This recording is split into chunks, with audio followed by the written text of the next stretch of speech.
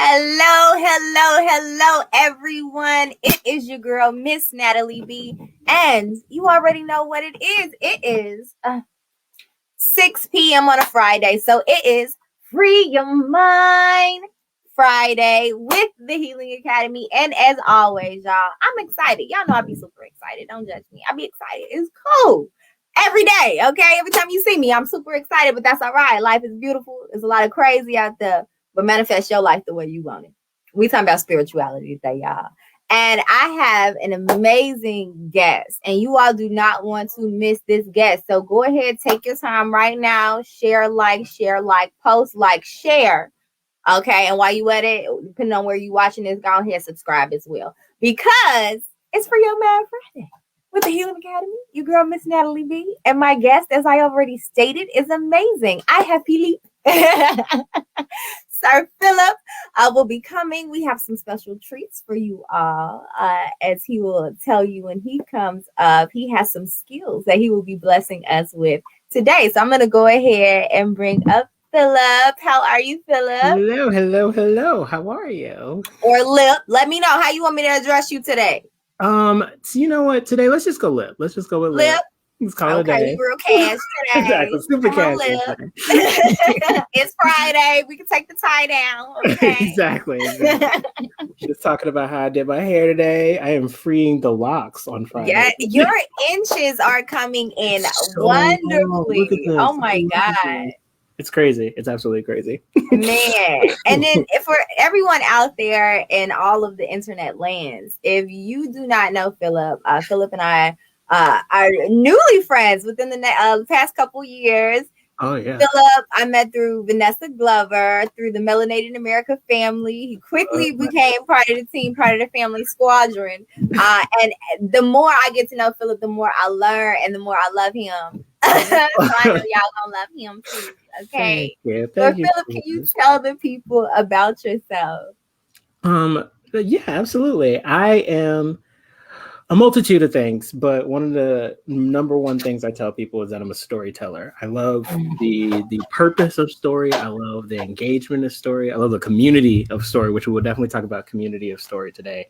But anywhere where there are people and there is a story to be had, I will be at the forefront with the nice little sips, a little snack, if you will. But what I mostly do on a daily basis is either playwright, or just writing in general. I try my best to write something every day. I am a online creator. So for those of you who are watching on my Twitch page and on my YouTube page, I do anything from video games, tabletop, again, all about community engagement, jumping in with people. I do my best to talk about mental health and spirituality whenever possible on my stream. So if there's something that comes up on stream, I'm all for talking about it, whether it's from race to spirituality. One thing for Natalie that I'm really excited about, I've been hinting it to everybody. I brought Natalie onto my show to talk about 1920s history and Black culture and the new Negro movement that happened in 1920s. So there's a lot of stuff that I get my fingers in. But today I will be putting on my, I won't call myself a professional tarot reader, but I am a tarot reader by hobby. And I'll be bringing in a little bit of discussions of that, as well as some other means of just like, self-care, self-reflection, and community stories. And will you be doing a reading for us today? Absolutely. I will be glad to do a reading for you. That's what I was hinting at. I was like, we got something special, but I was like, let me make sure how you feeling today. Exactly. I don't know what's in the ethers. So yay. I'm super excited to get into it, Lip. So one, we want to get into you. So for Free Your Mind Friday, we, of course, each week have a different theme. And so this week's theme is spirituality. And as everyone out there should know, if you don't know, where are you? It's Black History Month. Okay. Yeah. So speaking of Black History Month, and I know you and I had a conversation about how you got into tarot, which deeply ties into knowing thy history. And it's not this outside greater force. It's your family. It's Yes. within. And that's something that we forget when it comes to Black History Month. We learn about all these other amazing African Americans, which we should be learning about, but we forget the ones that are in our house or the ones that have come before us, our direct lineage and line. Yes. So my question that I tend to ask all of my guests in a different way, depending on the topic. So yours is, when did you fall in love with spirituality? That is a beautiful question and a difficult one, because I tell myself all the time, I am constantly falling in love with spirituality every single day, because she comes in no singular form. She comes in no singular shape. There's just more to find out about her every day. But the first time that I really wanted to become engaged with it, God, that is a really good question. I will say I was very young. My godmother, Ruby, that her spirit, man, if you all ever get a chance to just experience this like wholesome creature on this earth to come seize you, and she truly always met people where they were at and said, I see you for who you are. And as a kid, it was something as simple as just like give me candy when I would go to like service, or if it was just the idea that I was going over to her house to kind of like clean her basement, help her out with the garage.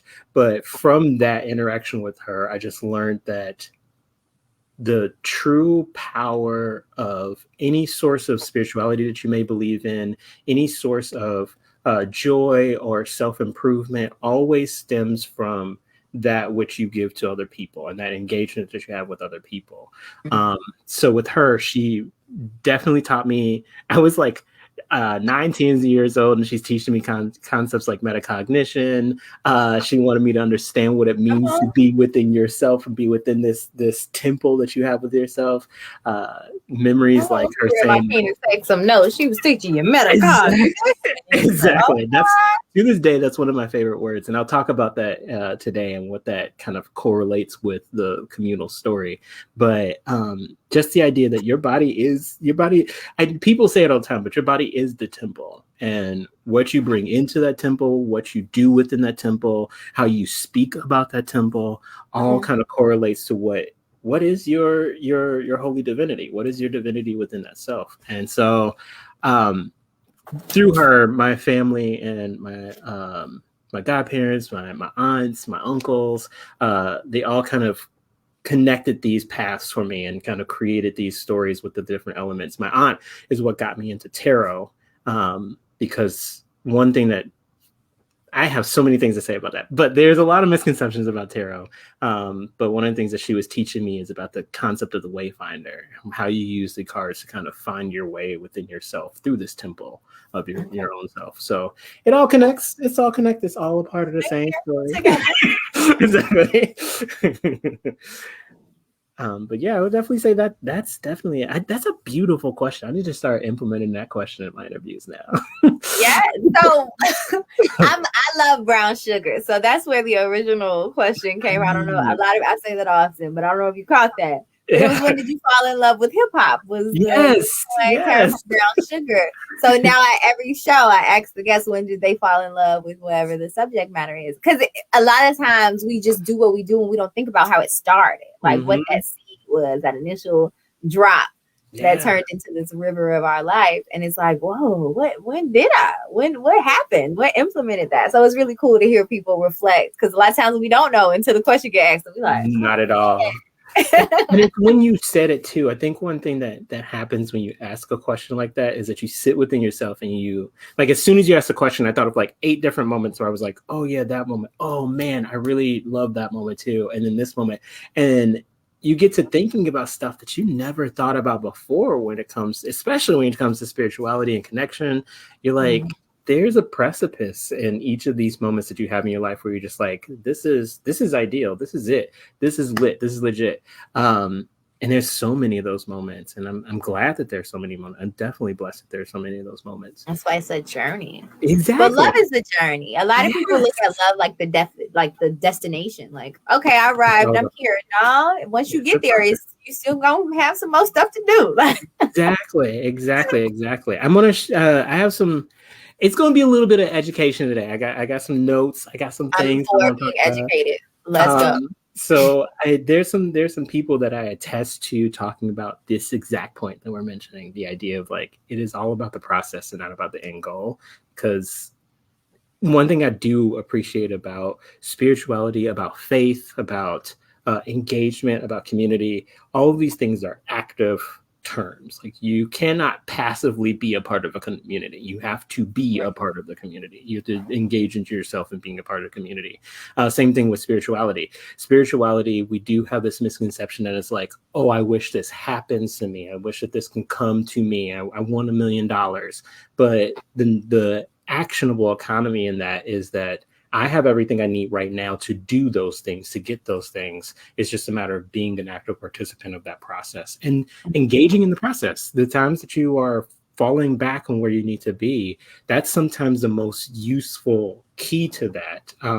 That is the moments where you feel like I can actually see where I need to go, and I can see the direction I'm going in the wrong way. When you're driving and you got that GPS and you know where the destination is, sometimes you make that wrong turn. You're just like, I don't know that I'm having that wrong turn until that little GPS thing starts saying, ding, ding, ding, turn around, girl. Bring it back. Exactly. Well, I am so happy, one, that you have notes and that you're going to come with the education, because, I love information. So give me some knowledge. I'm for it. I'll be soaking it in like a sponge. And I'm sure everybody out there in the Ethernets is excited for it too.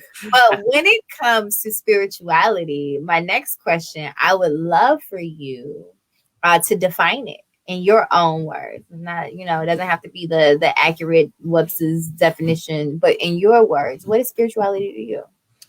This is interesting. I was just having a conversation with a good friend of mine, Gahiji. I hope that you are watching as well, because we have some mad good talks every single time. But to me, I define spirituality as the epicenter or the central point of the mind, the body, and the spirit. When those three things coalesce, you have a number of things. You have a combinations of ideals, beliefs, concepts, and how you will inevitably engage with other people. That right there is what kind of holds or the glue that holds us together, is that sense of spirituality. Now, for some people, it may be faith oriented. You have Christianity, Judaism, Hinduism. To them, that is their spirituality that connects the mind, the body, and the spirit to one being.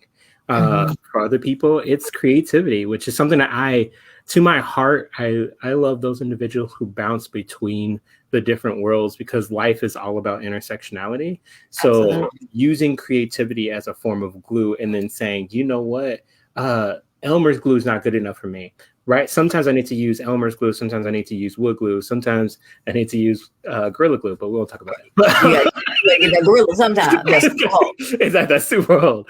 But to bounce into that, you learn more about what works for you. And sometimes this spirituality works for these situations, and these spiritualities work for these situations. So really creating a well-diverse, rounded character of spirituality in the term is bouncing between these different worlds. I know a lot of people who get into, I'm not this person, so I don't want anybody to get the wrong idea, but there are some people who numbers is their form. Then when they are in the zone and they're doing their taxes, if they're an amazing accountant, I need to get much more at that level. But to them, it's about that sense of focus, about that determination, about that discipline that connects them all together. So things that you may not think traditionally are a form of spirituality definitely can be. So it's just about finding out what glue works for you. I think that goes into, I'm going to say a word that may trigger some people, religion, or doing something religiously. And we had a show on spirituality, and we kind of talked about, I know specifically for me, I talked about how I am not religious. I am spiritual. I used to be religious, but I came out of that. Just with the more information and knowledge I gained, that was my decision. And how the word, though, religious and like doing something religiously just means something that you do consistently. Like religiously, every Saturday, you can go get your hair done. or your haircut, right? That's your religion. Mm-hmm. Every Saturday you go get your haircut, right? Yeah. So like that was kind of going into what you were saying, like if numbers is your thing, if discipline is your thing, and if you do it religiously, that taps into your spirit. Mm-hmm. That taps into your spirit. But we can also do some things detrimental to us that can attach to our spirit, things that we can do religiously that is bad for us, that we should not be doing, whether it be like you said, our bodies is our temple. So the way we talk to ourselves in our bodies, that we can religiously put ourselves down, and that is detrimental to our bodies and our spirit. So I wholeheartedly agree with that. You hit the nail on the head. I was totally about to say that too. I was like, I myself tried to avoid that specific terminology, because religiously doing something, I have a similar relationship with religion. I bounced around with a lot of different religions. My family was culturally not denominational Christian. I grew up in a Muslim household. I spent a lot of time within Judaism households. I've been a practicer of Hinduism. I've experienced the goal for me was to try and put a finger into everything that's out there and just see what it's about, and maybe not 100% commit my mind to one thing, but understand that these are the links that these people have together. These are the things that these religions have together. And I definitely found some great positives in each one. I found some horrible downfalls in each one. But I think in that same way, it comes down to the same thing of like religion. I am going to let this force move me, when many of these tools, these religions that I've seen, have been about your act onto the world. Like even the idea of agnostic belief. It's not necessarily that I don't believe that there is something out there. It's just that my relationship to other people's relationships is different, in the sense that I do not go forth the same way other people do. And so it's still about the self. It's still about the mind, the body, and the spirit, and how it connects to the rest of the world. But in that way, religion becomes this outside force, whereas I like to tell myself ritually. So like we were talking about, somebody who wakes up every morning and is like, you know what, I'm going to calculate how much money I spend today, how much money I save today. I'm going to find the number in my life that kind of represents something in my life.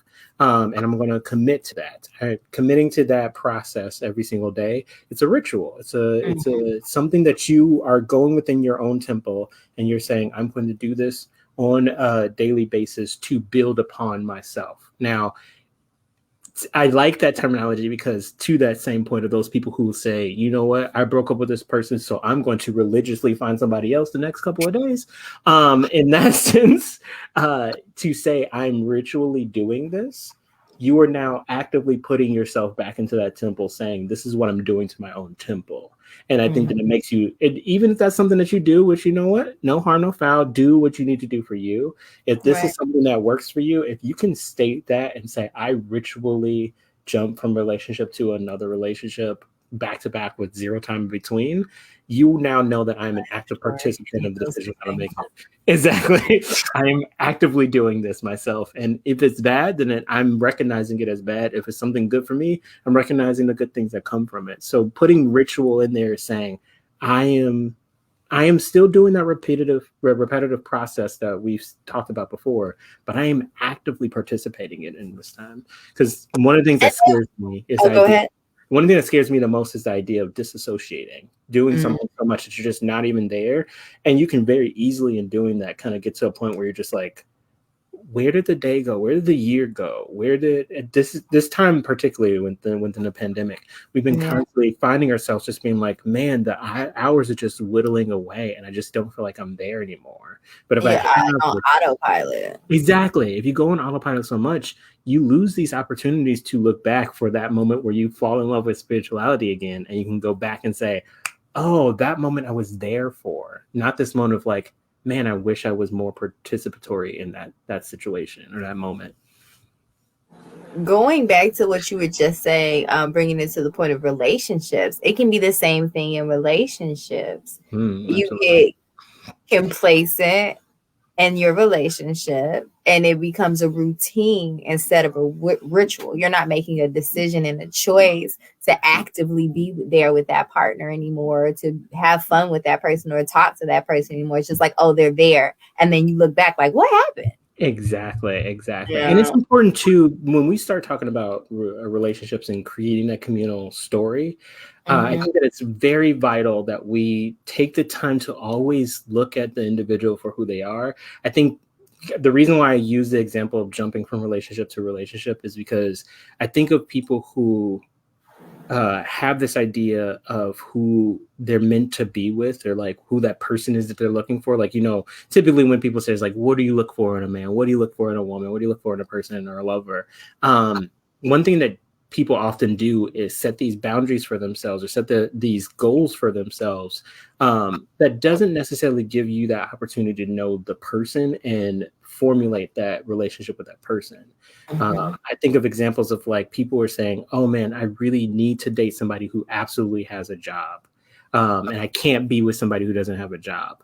Well, there are people that are coming to your life, and somebody I'm going to probably often bring up multiple times today is a philosopher that I personally follow, is Rollo May. I love Rollo May's work. I love some of the statements that he was saying, hugely problematic in a lot of ways, but to the core of talking about the idea of the courage to create and love and will. He breaks relationships down into 7 parts. So I think that people, they subconsciously do, but I like the fact that he put words to it. He has the idea of like libido, eros, philia, agape, and manic. And this idea of like, you don't really know what type of person you're going to be with until you're with that person. Right. So you may run into somebody who you're just like, you know what, our relationship is philia. And philia is this idea of just like, there's no intimacy, there's no sensuality in this relationship, but I just click with this person, I just vibe. And every time that we talk, maybe it is through a speed date situation, but I'm pretty sure many people watching this right now have had a situation where they met up with somebody and it was set up for a date, and the next thing you know, 5 years later, you're just like, yeah, we just kick it, we're cool people. Exactly, we homies for life.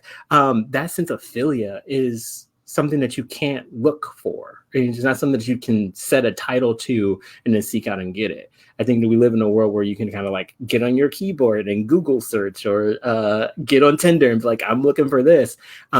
Description.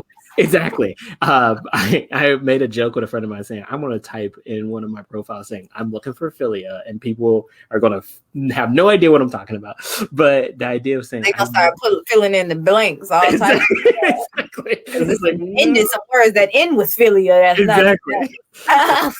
And in that way, you completely are just kind of baffled by some of the things you get back. But if you know kind of like, this is somebody who is serving this purpose in my life.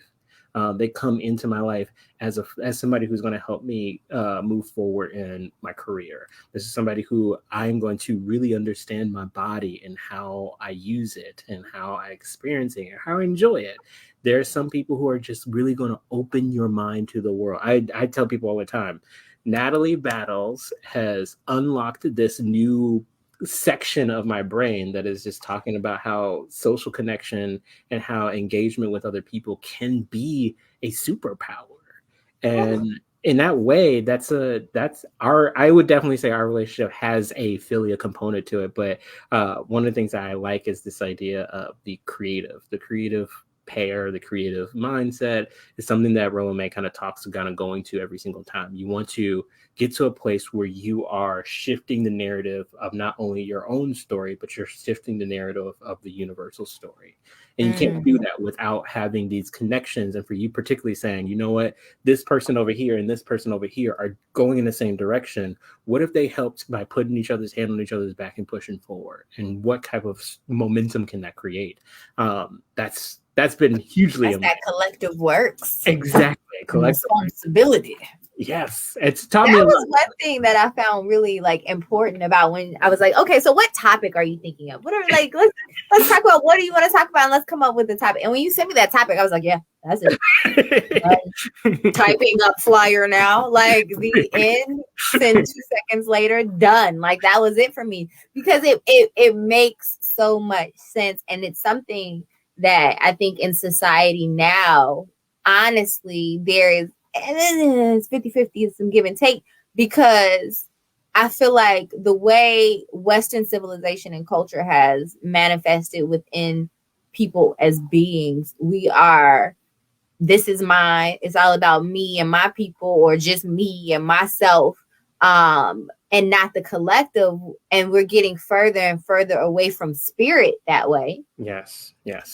But then I also feel like right around now, because I feel like that's the way it's been for and like progressed to for hundreds of years.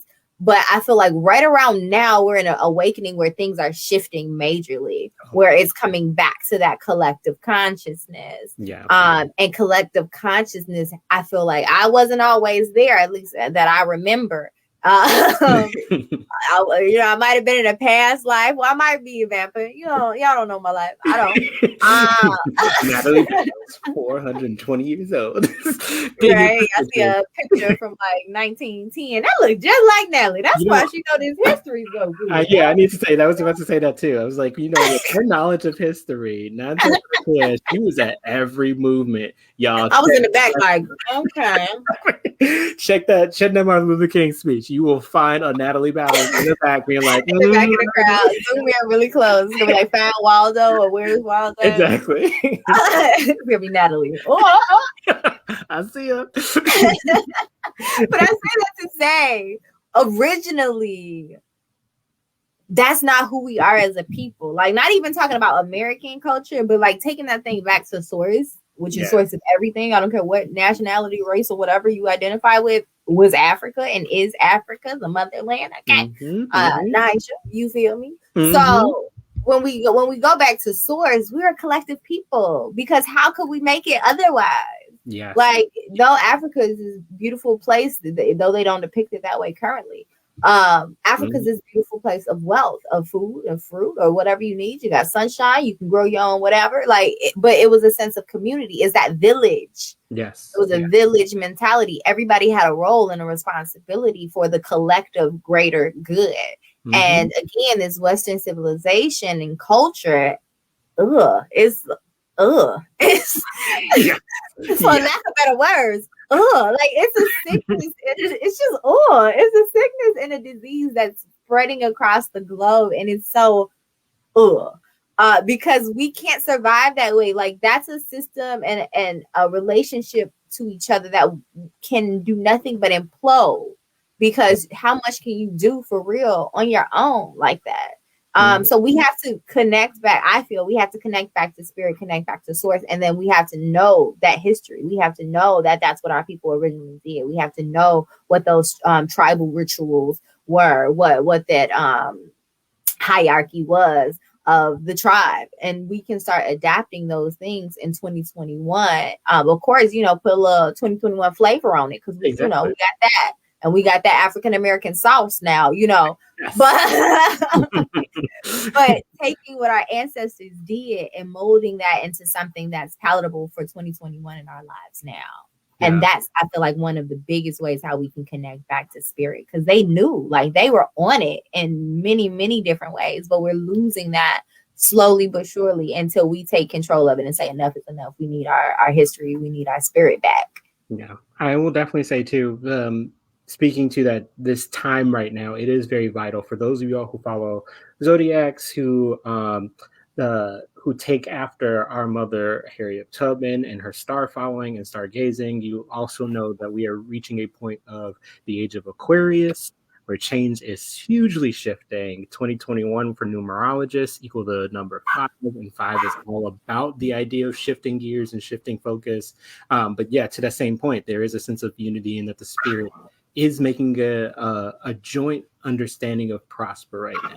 We, as you can see, if you don't believe any of those things, you can look around the universe right now and tell that all those things that we've been kind of brushing under the rug, saying we'll save that for a later day. The rug has been burnt, y'all. The rug has been ain't no rug no more. Ain't no rug. The dirt is all over the floor, and it is all of our jobs to look at it. No one person is going to walk out of this unscathed without any sort of responsibility for this change that needs to happen. So I do think that there is an active participatory thing that's happening globally for all of us to participate in. So I definitely feel that. I don't know if y'all feel that, but I was feeling that. It's a shift. I mean, really, you saw it globally, like never have before. One, with the pandemic happening, yes, and then two, when George Floyd was killed yes, and Breonna Taylor was murdered, and watching it was like Germany, New York, Chicago, Holland, like everybody was protesting. Because one thing I think about COVID, before that, we didn't have time. Like, we saw it and we was like, "Dang, but I gotta get to work," or "Dang, I gotta get these kids to school," or "Man, that's crazy, but I got time now, cuz like tons of time to do this. I got time. COVID be damned, I'm gonna put this mask on and I'm gonna let you know how wrong you are for this and what needs to change. And I think that was a beautiful eye opener, though it was a lot of traumatic things around it. It was a beautiful eye opener on one, around the world, we're not alone in saying that this is wrong. Because it was global. It wasn't just all over America. It was all over the world. People were like, this is wrong. Now, the beautiful thing about that, and then the part I think that needs work is, yes, all these people came out in March. All these people, had signs. All these people said this was wrong. Now that we know and we have this attention, what are we going to do with it globally? Not just here in America, because it had some buzz for a minute and then the buzz died down.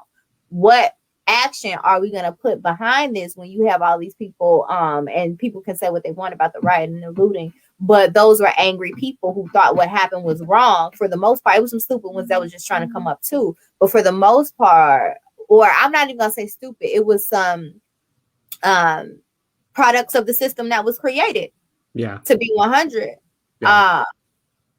Ignorant might be a better word, but they're products of the system that was created, because they were looting, some of them, because they had to, because hustling is the life that they were given, because lack of resources is in the community. And that's a whole nother topic. We ain't even gonna go that deep into that.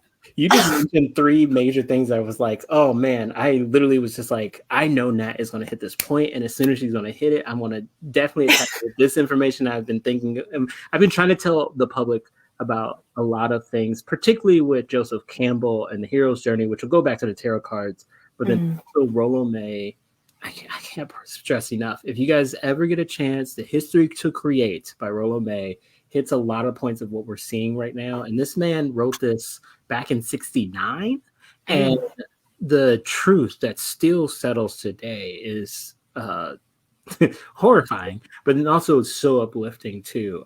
I think one of the most important things kind of going in that direction of emotion, of the what I'm going to use as a term of ethos right now, the idea that like emotions plus ethics creates this version of me that can be active now, but there's a lot going on. Because I know that right now, one of the things that people are probably thinking with everything happening is, where do I start? Where do I begin? There's this happening over here. There's that happening over there. One of the things that I just brought into my consciousness recently was the entire conversation of what's happening in India right now, and the farmers industry just completely shifting, where big money thinks that they can kind of come into the farmers market and kind of overshoot their stocks and overshoot their farmlands and kind of commercialize it in the way that people who farm for their own goods have no control over their own homes anymore. Right.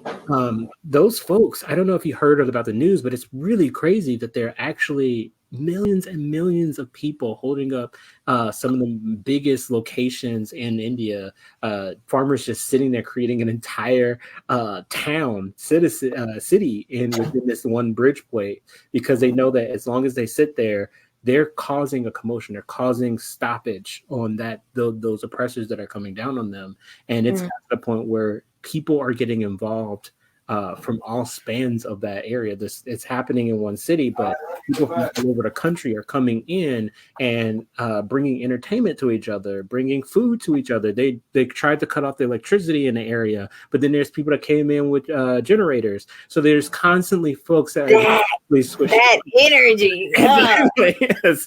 It's like it's a non-stop movement. Now the thing is, you're sitting here I'm in Chicago. I know Nat's in Chicago. We're in Chicago, nowhere near India. But like you sit here, you say, how can I either be a part of that movement? How can I be a part of that momentum? And the world right here is already just swallowed whole with a bunch of stuff going on. Rollo May specifically discussed the idea of anxiety, and I'm going to use the terminology of anxiety the way he defines it. He defines it as anxiety is the apprehension cued off by a threat to the same value which the individual holds essential to his existence as a person. So the idea is that anxiety is not necessarily fear. And one of the things that he also says about fear, which I love this quote too, anxiety is not fear. Anxiety seeks to become fear. It is the idea that fear exists ahead of me, and I don't know when it's going to show up. I don't know what form it's going to take when it shows up, but I know it's there. That makes so much sense. And I'm not afraid now, but I know at some point it's going to overtake me. It's like I'm scared something might happen. Exactly. And the problem with anxiety that we all cope with together as a community is not necessarily the idea of fearing what's to come. And in this case, particularly, it's not fearing what's to come. It's the idea of waking up on your birthday and realizing that for 14 years, you should have been afraid of that thing when you were a child. So it's that fear has always been there, but you haven't been present for it. And now that you're awake to what's happening before, you don't know if this is going to come back to you and haunt you, or if it's got more, there's ramifications coming ahead. It's just, you're just like, I know that it's there. I know that it's been there, but I don't know how to cope with it right now, because every action that I take now is only going to affect tomorrow, or is only going to be a result of the effects of the past. And that's a hard feeling for a lot of us to hold, because there are things that giving everyone as much credit as possible. You yourself sitting here watching this conversation right now, you were not directly involved in the race riots of 1812. You were not directly involved in the burning down of Greenwood, but you have family that were involved in that. You have people that were living on this earth that is related to you, that existed at that time, and the action they took, or in very real cases did not take, is not affecting how you have to live life now. And it is a hard thing to say, well, that's in the past, because I know a lot of people constantly say, well, that was in the past. You don't have to worry about that now. I didn't do that. I'm not responsible for it. But you are responsible for right now. You're responsible for what you can do right now. That part. You simply acknowledging, going back to the idea of the temple, acknowledging that your temple is built on grounds that gives you what you need based off of what happened in the past is a lot. It's a lot of the work. It's a lot of the work. Understanding that, if I identify myself as a mixed race or a white individual, and I have family members from way back when who owned slaves, I am benefiting right now from the fact that happened in the past. And in that action, I have to understand that how I perceive other people, my temple is built on a different ground. And that's the only thing that I think it's really misunderstood right now. The ground that your temple is built is sometimes just on better soil. And that's something that when we go back to talking about the cultures of Africa, it's a lot easier to understand when you have very simplistic means of people who are born by the river and people who have families by the river, they can cultivate more fish. People who are born inland and have more crops, more cattle, they're going to have that. It's not to say that anyone is wrong or right for where they are, but you have to understand, I can't blame the person born by the river that they don't have beef. Like, that just doesn't make sense. Come on. But at the same time, I need to understand that if I live by a river and I have this fish, and right now this pocket of land is on a need for fish, and I'm up here hoarding it away in my closet, that's saying something about me and my relationship to the village that I live in. And then it also ties back when you say, to me, it's your spirit. What's going on in your spirit where you feel like you need to hoard, where you are, I like to say, manifesting. your reality enough to say everything that I need is provided for me already.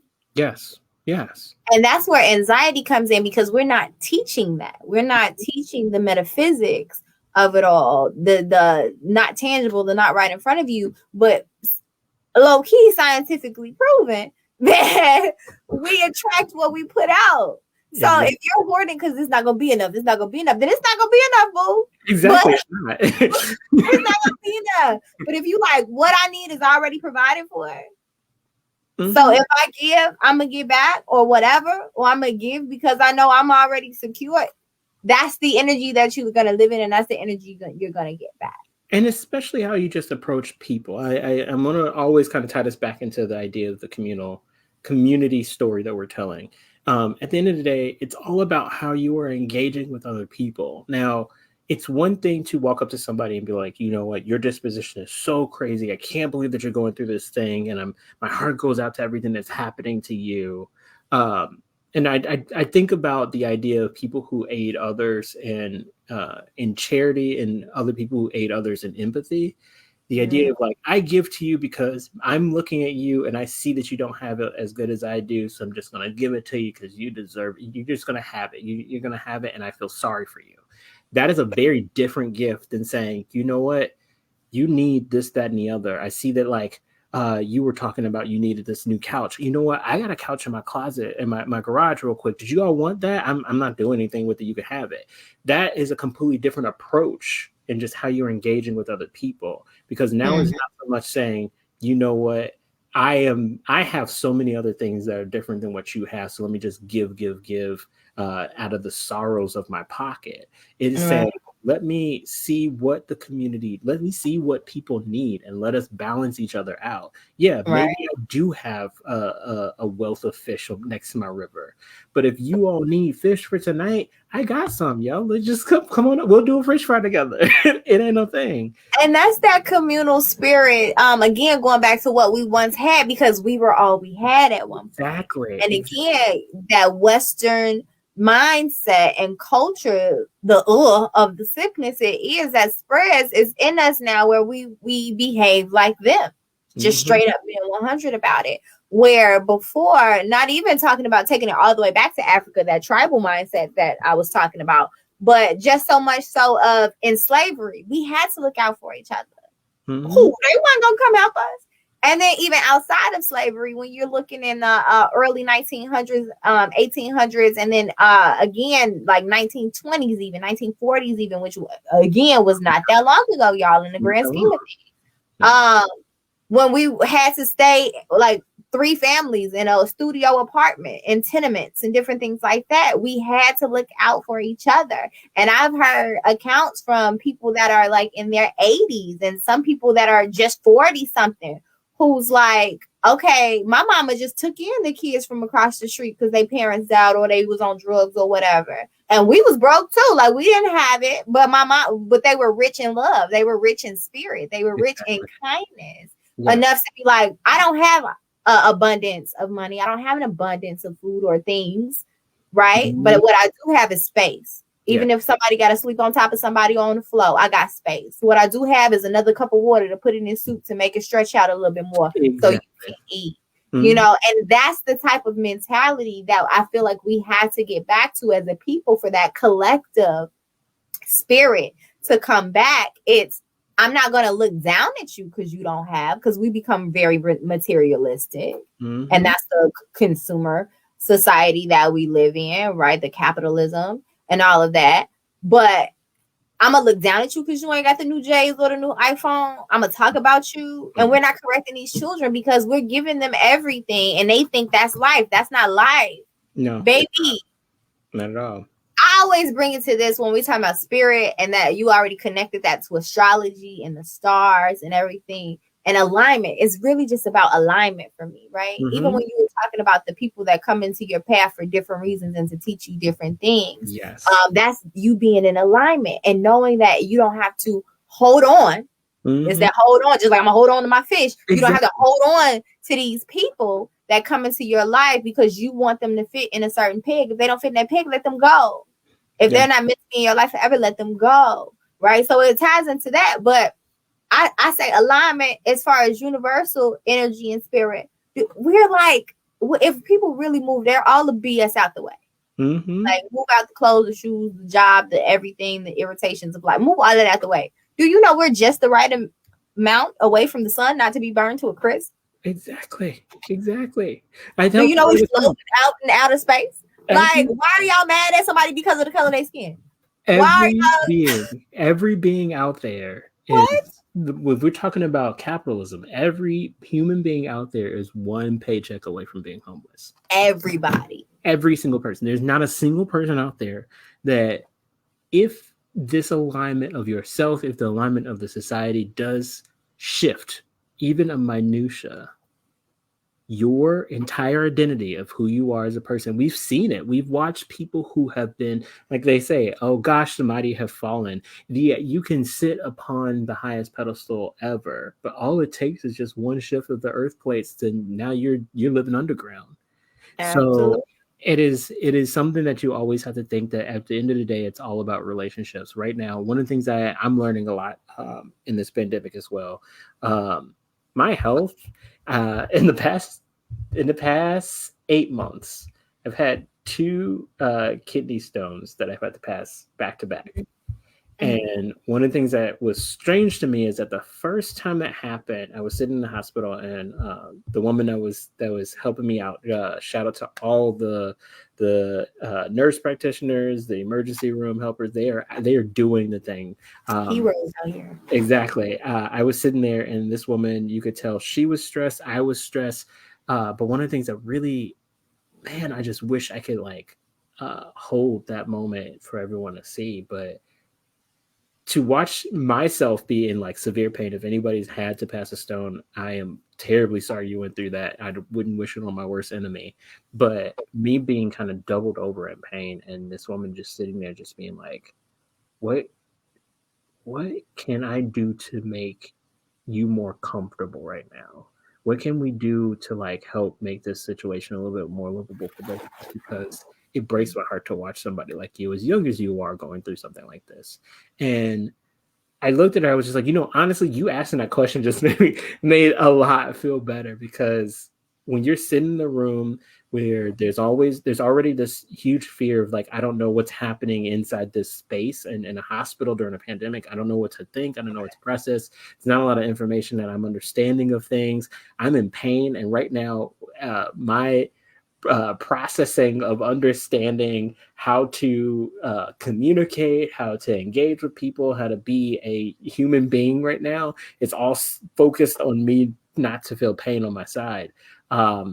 But in all of that pain, to have somebody just said, I feel that. I am, to the core of human to human, I feel the same kind of pain you're feeling right now. And it's not the sense of I am living through your pain, because I do think that a misconception of empathic feelings and empathic beliefs is the idea it's I can absorb your emotions and your experiences, and I can wear them as my own, like an X-Men character. But sometimes it's just the idea that you can look at somebody, and I'm pretty sure everybody's had at least one of those moments in their life where they can look at someone and say, I can attest a memory or a feeling or an experience either like or quite unlike this other person, to the point where it is kind of overflowing in me.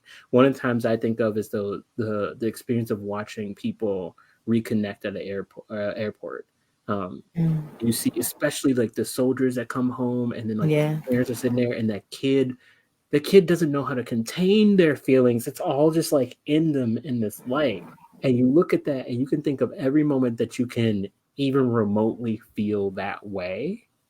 And in that moment, you're just I don't have to live that person's life. I don't have to be in that person's shoes to know what this kid is going through is it's not just one emotion. It's a multitude of things, stages of things happening at the same time.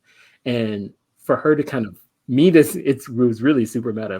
Is a lot of metacognition happening there. For me to see her watching that happen in me, and her probably going through any of her own neuroses of things that have happened like this, or just the idea that this is something that she's constantly seeing working as a healthcare provider over and over, of any range of problems, and to know like this particular one is hitting me different than all the other ones, or it's going to, the next one that's going to show up right after that is going to hit me in a certain way.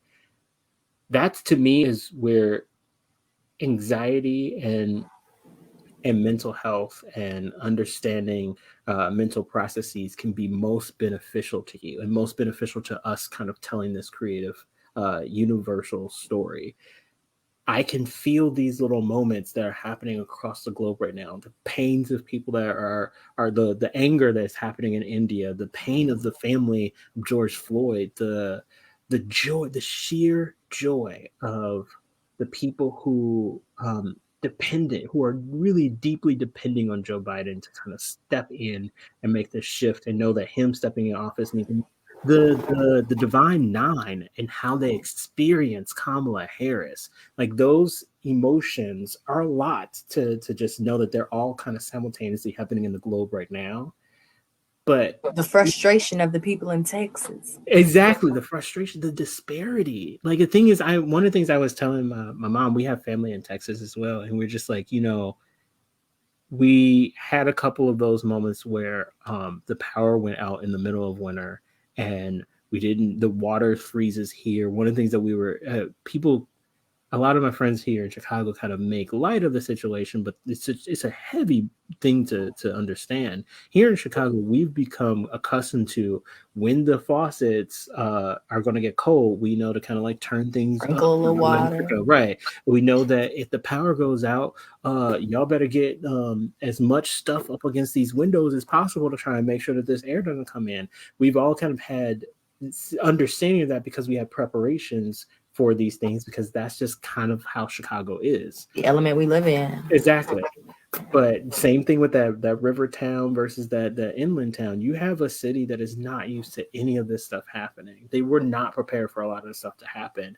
And they didn't even have coats, and it's like below zero weather. Exactly. So it's just like put yourself in a position where I was telling folks, because the people that I talked to about this, I will say, give all due respect for how the conversation was going, because you can easily think about that person when they first moved to Chicago, right? If they come to Chicago from Hawaii and they're transplant from Haiti, or they're transferred from Bahamas, and then they're here in Chicago, and maybe they didn't prepare as much as what they thought they were going to get hit with in Chicago. We've all had that moment where it hurts. Like you can feel the stress and the anxiety that person goes through, just like trying to adapt to the city, because you know that at some point you were in a position in Chicago where you're just like, God, will it stop? We live here and we feel that way. Exactly. So if you can understand that, and then understand thinking in that position, how can I help myself in that moment? It's a very selfish way of thinking about it, but a lot of people think about it in the inverse. I know that I will never experience childbirth, but I know enough about the emotions that people give off, about the experiences that people give off, that I can look at other people and just say, you know what? If I was in a position of pain in any sort of way, these are some things that help me out. Let me engage with this person and say, hey, I'm noticing that there's some self-work that may help you. There's some, I know candy really helps me in this situation. I know whatever my sense of self harm reduction is works for me. How can I pass that torch on to you so that you can get through this? And maybe it's just sitting there and being like, you know what? If you're willing to partake in giving me more of your experience and understanding more of your world, I can find better ways to implement that true meaning of support for each other that we need. But that takes communication. And a lot of, and it frustrates me. I was just saying this to my mother earlier today, to know, and I just watch TV shows and movies and the real life experiences with people. And I'm like, just talk. Just communicate, people. I said it earlier, and I was like, I just don't understand why people just can't communicate properly. And I'm like, but I do, though. At the same time, I absolutely do. It's the fear of what somebody's reaction is going to be. Or how someone is going to look at you, or how someone is going to feel about what you say. But I feel that should not stop you from saying what you need to say. Because not saying it is going to cause way more issues than you saying it. For instance, in the specific situation I'm talking about, it was a mother, her son went to jail and she didn't visit him for 10 years, but the father did, his wife did, his child did, but the mother never said why. She just never came or showed up. And then he got out and was acquitted, found out that it was a huge setup. He never did anything. Police and everybody set him up. 10 years later, he's out now and she's crying, saying how much she missed him. And now she's telling him 10 years later, it's because I love you too much to see you in shackles. But it's like, why couldn't you tell him that 10 years ago? Do you know what he had to be going through in jail? Like, why wouldn't my mother come see me? Does she hate me? And your mind gets to going. So if you don't have a full story, your mind gonna create a whole lot of different variations of one. So it's always better just to communicate, no matter how hard it's gonna be. I feel it's better to communicate. And that's something I feel that is taking us away from spirit. Yes. And from the collective consciousness, each other as well, because it's so hard for us to say what we need to say to each other. And somewhere along the line, that road of communication got lost. Mm-hmm. Even if it's just to say, I love you. There's people whose parents never said I love you to their children. Absolutely. There's fathers that never hug their sons. There's mothers who've never, we need to communicate. And then afterwards, if they say something about it, it's like, yo, you know I love you, right? I took care of you. I fed you. No. Right. Communicate. Use your words. In that kind of definition as well, we're going back to this discussion of the temple, right? We're saying that me being afraid, that particular situation is a great example of it too. I'm waiting 10 years to say something that to me, I'm kind of wrapped up in this fear, this anxiety of a perception, right? I don't want to experience this nightmare that's in front of me because in my world, that is the worst thing that can happen. Well, when you do things like that, talking about that communal story, in your eyes, you are building up this kind of barrier for yourself so that you can protect yourself from the outside. But what you don't understand is just like every other kind of temple that is in the world, if you build up all of these defenses around the temple, what you're saying is that every other temple that's around there is dangerous. There's a reason to put that barrier up. And when you have something as deep as a child who is going through whatever you're afraid of, whatever that fear is, whatever that experience of being in shackles is, that is a truth for that person. That is the story that they're actively going through. And so when you shut off to have what the study that I've understood this to be is the idea of egocentrism versus cultural relativism. So I'm perceiving the world through my realm and my lens because that's the only lens that I can perceive. However, cultural relativism is that, in my eyes, in my experiences, this is a hard thing to see. But to this person who's actually engaged in the same thing, who is actually going through the same thing, who before the situation in the prison, how are the two individuals engaged with each other growing up? I don't know the culture of this person's life, the quality of this person's life, because I never engaged in a way that took myself out of it and put this person in my shoes. I think the idea of empathy, people always think, put yourself in other people's shoes. But the idea is true cultural relativity, Jesus Christ, taking yourself out and allowing someone to step into you so that you can start looking through their eyes as you're not in part of that conversation.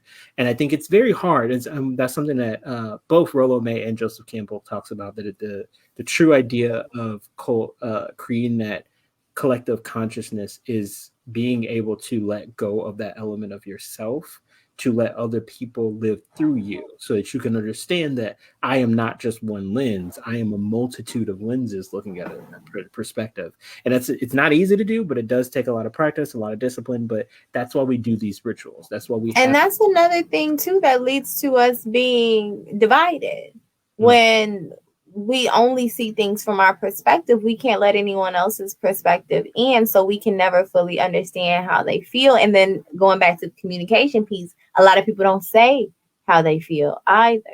So if we're not observant enough to look and say, you know what, I said this and I know that they probably went through this in their life. So me saying that probably triggered this in them, and then looking at them and say, oh, they're upset. So what I said probably affected them. So you can go back and say, hey, you know what, I'm sorry. In the moment I was a little heated and I said this, and I know that you've been through this. So I really didn't mean it that way. Let me say what I really meant. Yep. Because the person's not all the time, most of the time, going to say, hey, you hurt me with your words when you said this because I went through this in my. Absolutely. How many times have we all been in a situation where it's like that one word was or wasn't said, it was not defined, and it caused a whole hullabaloo between you, your friend Nietzsche, your cousin, your friend over here. Nobody's talking to each other. And then 10 years later, y'all end up at the same function and you sitting down just being like, oh, I don't talk to that person anymore. And when you explain it, even you coming back to that point to like, that's stupid. Or why? Exactly. Some people don't even remember why, and they still holding that grudge. Exactly, because now you've done that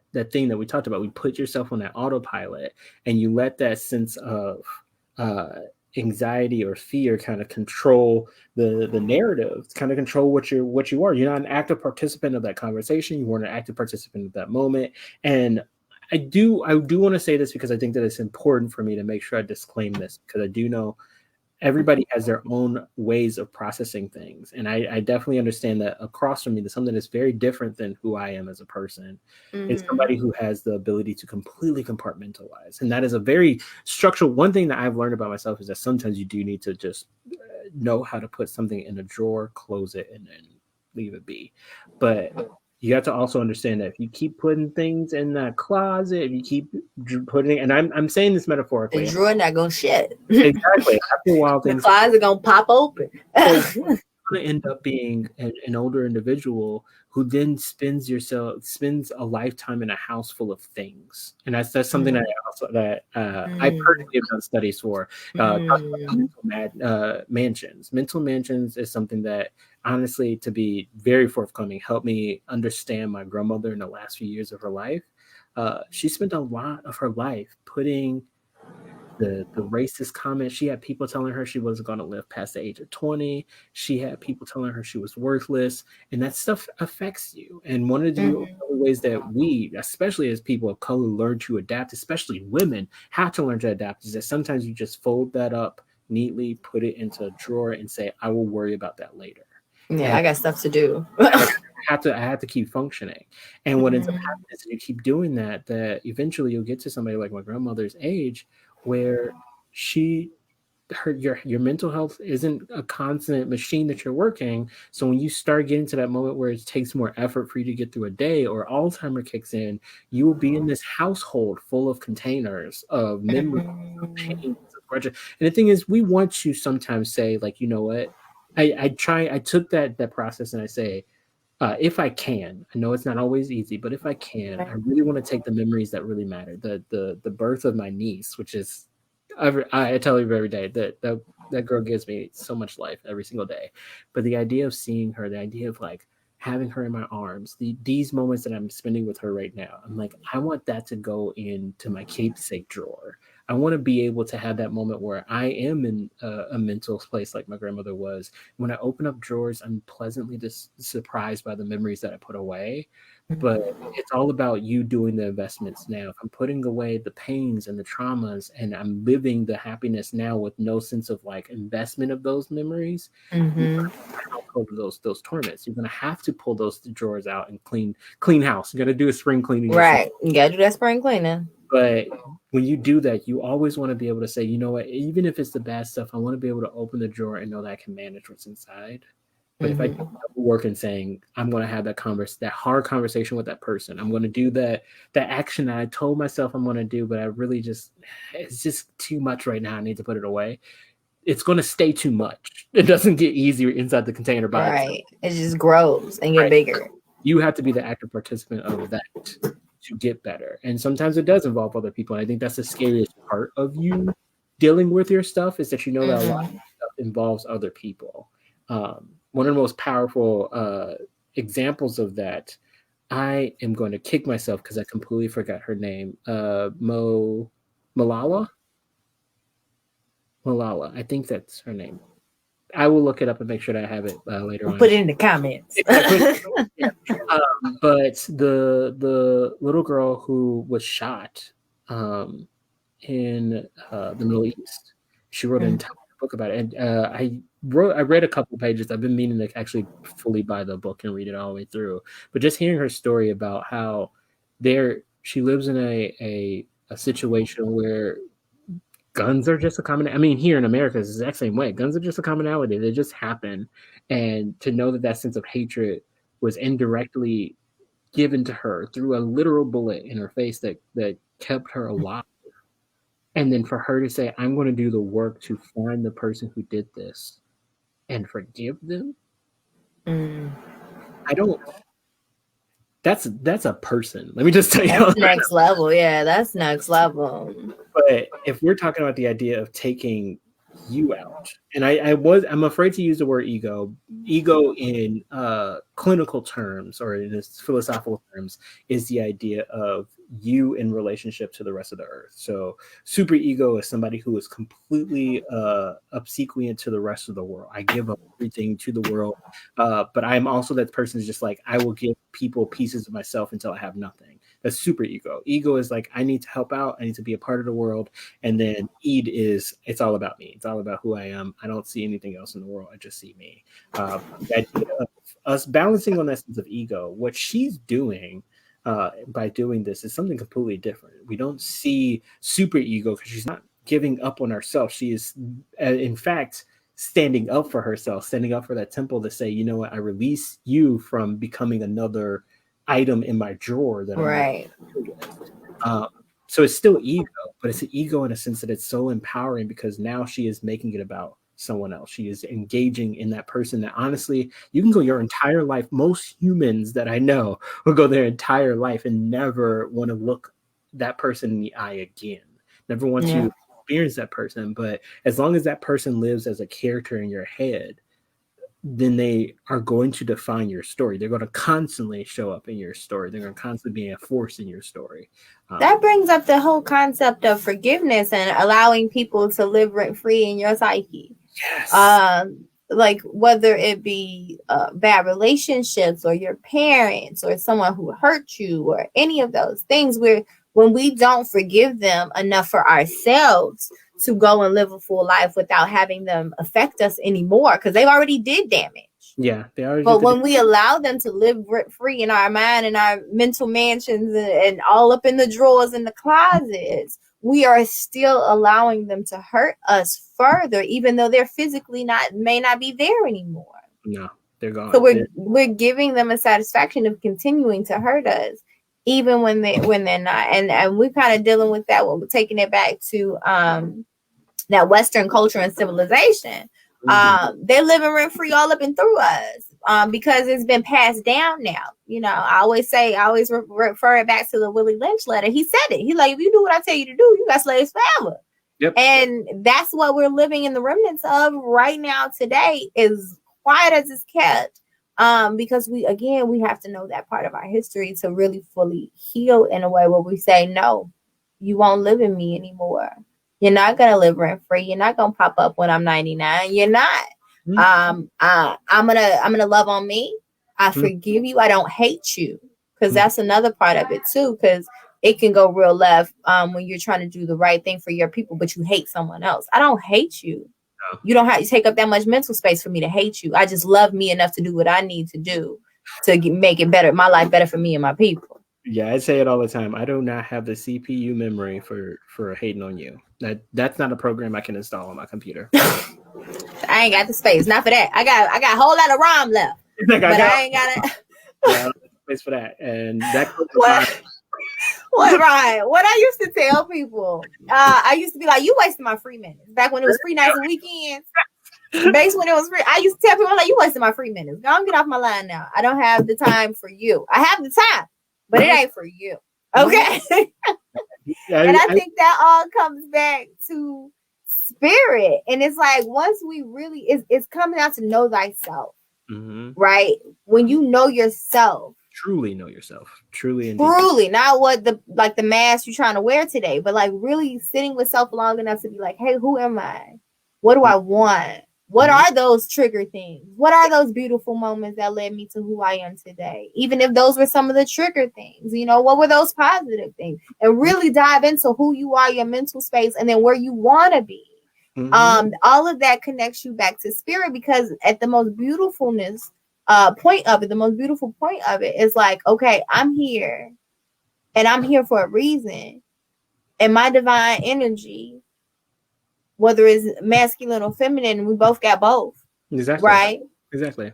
I'm here in this energy and I'm here for a reason, because if you look around the world, people are leaving us every day. Why are you here? Figure that out. And then connect with spirit, because you're here for a reason. And you've already said we're in an age of it. It's an energy shift happening right now. Happening. So what role, like you said earlier, because you're going to play a role whether you like it or not, what role you want to play in that, right? And bringing people together, because we cannot do it alone. And not even saying all African American people, or all, we need each other. We need to cross bridges and rivers and lakes and mountains. Okay. And we need to, people all over the world, listen, join hands. Listen, we sang this last Freedom Man Friday, because love is all there is. And if your spirit is full of hate, then you might get some money. You might get a little clout. You might have a little success, but you can't ever truly be happy living in a mental mansion of hate. You have to fill it with love. Your spirit can't flourish in hate. You can paint the pretty pictures in the space. You can try and, like I said, put those things away in the drawer and then make that entire cabinet look super nice. But at the end of the day, when you open it up, it's still going to be just as ugly as when you wanted to put it away and not address it. And like you said, over time, it's only going to get uglier. To your point, too, kind of connecting 2 points, because I do want to make sure I talk about it as well. It's a controversial concept, but I wanted to bring it up to you because I'm always curious about Nat's twist on things. Nat's little twist on things. Okay.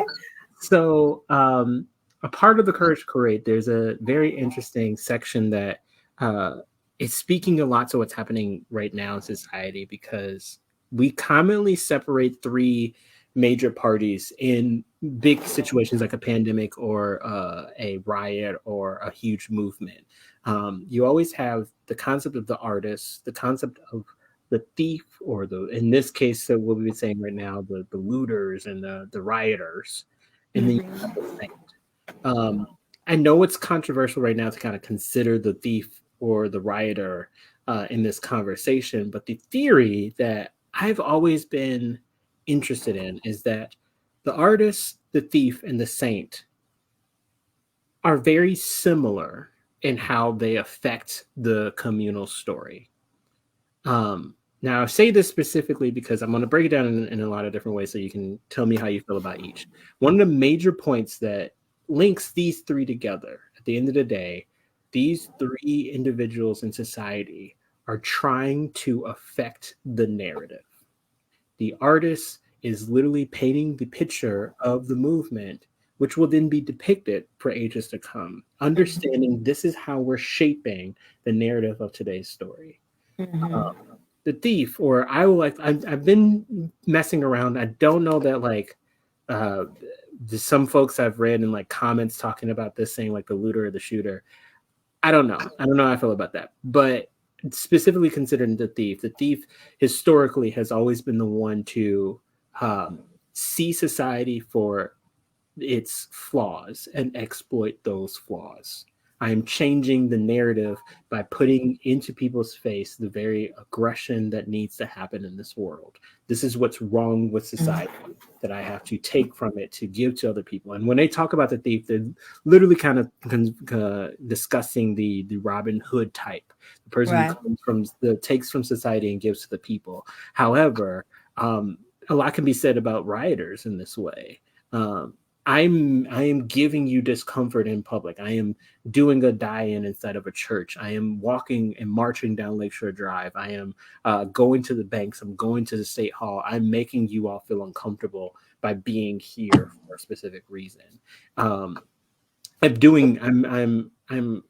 allowing myself to be labeled the criminal for this reason. And then you have the saint, which I believe that the criminal and the saint have this synergistic relationship when we talk about the universal story. You have the being who is trying to find a better us, trying to find a holistic us, trying to find the unified us within the perspective of religion. You come to the saint to absolve your problem so that this person can hold it for you. But at the end of the day, these three beings are shapers of the era, are shapers of the society around them. So what are your opinions of that? I think that that's absolutely true, because whatever role we play impacts the greater society, the greater whole. The reason how we ended up in the lane, whether that be thief or artist or saint, is different, but everybody plays a role. And when everything first happened, I actually did a live video, maybe about an hour long, talking about how everybody has a role to play. Yeah. And this is kind of what I was hinting on earlier when I was saying the marches was great, but then they died down, and then what changed for real? Everybody has a role to play. So absolutely the artist's role is important to capture this, because if we didn't have a Gordon Parks, if we didn't have other amazing artists to paint, write, photograph, videotape what was happening, we wouldn't know the truth, because mainstream, we're not the ones who hold that pen.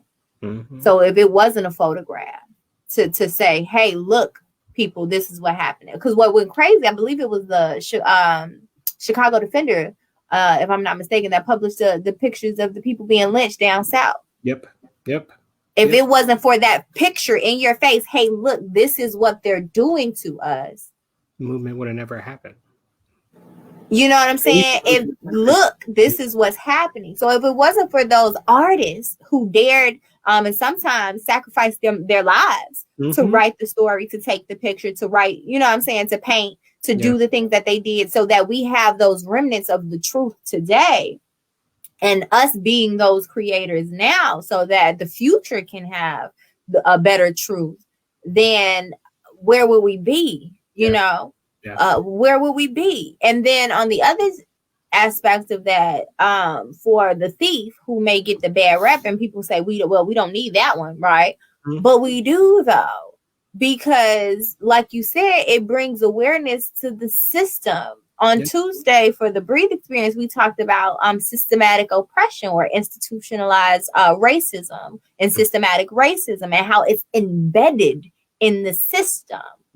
Or an organization or institution, so much so that now in 2021 we don't even know we got something to fight, because it's like that's just the way it's always been, but that don't make it right. Exactly. You know, so systematic racism and institutionalized racism, and that is where that thief comes into play, because that thief wouldn't have to be a thief if the system wasn't set up the way it was. If the system was set up correctly, because there's enough for everybody to have.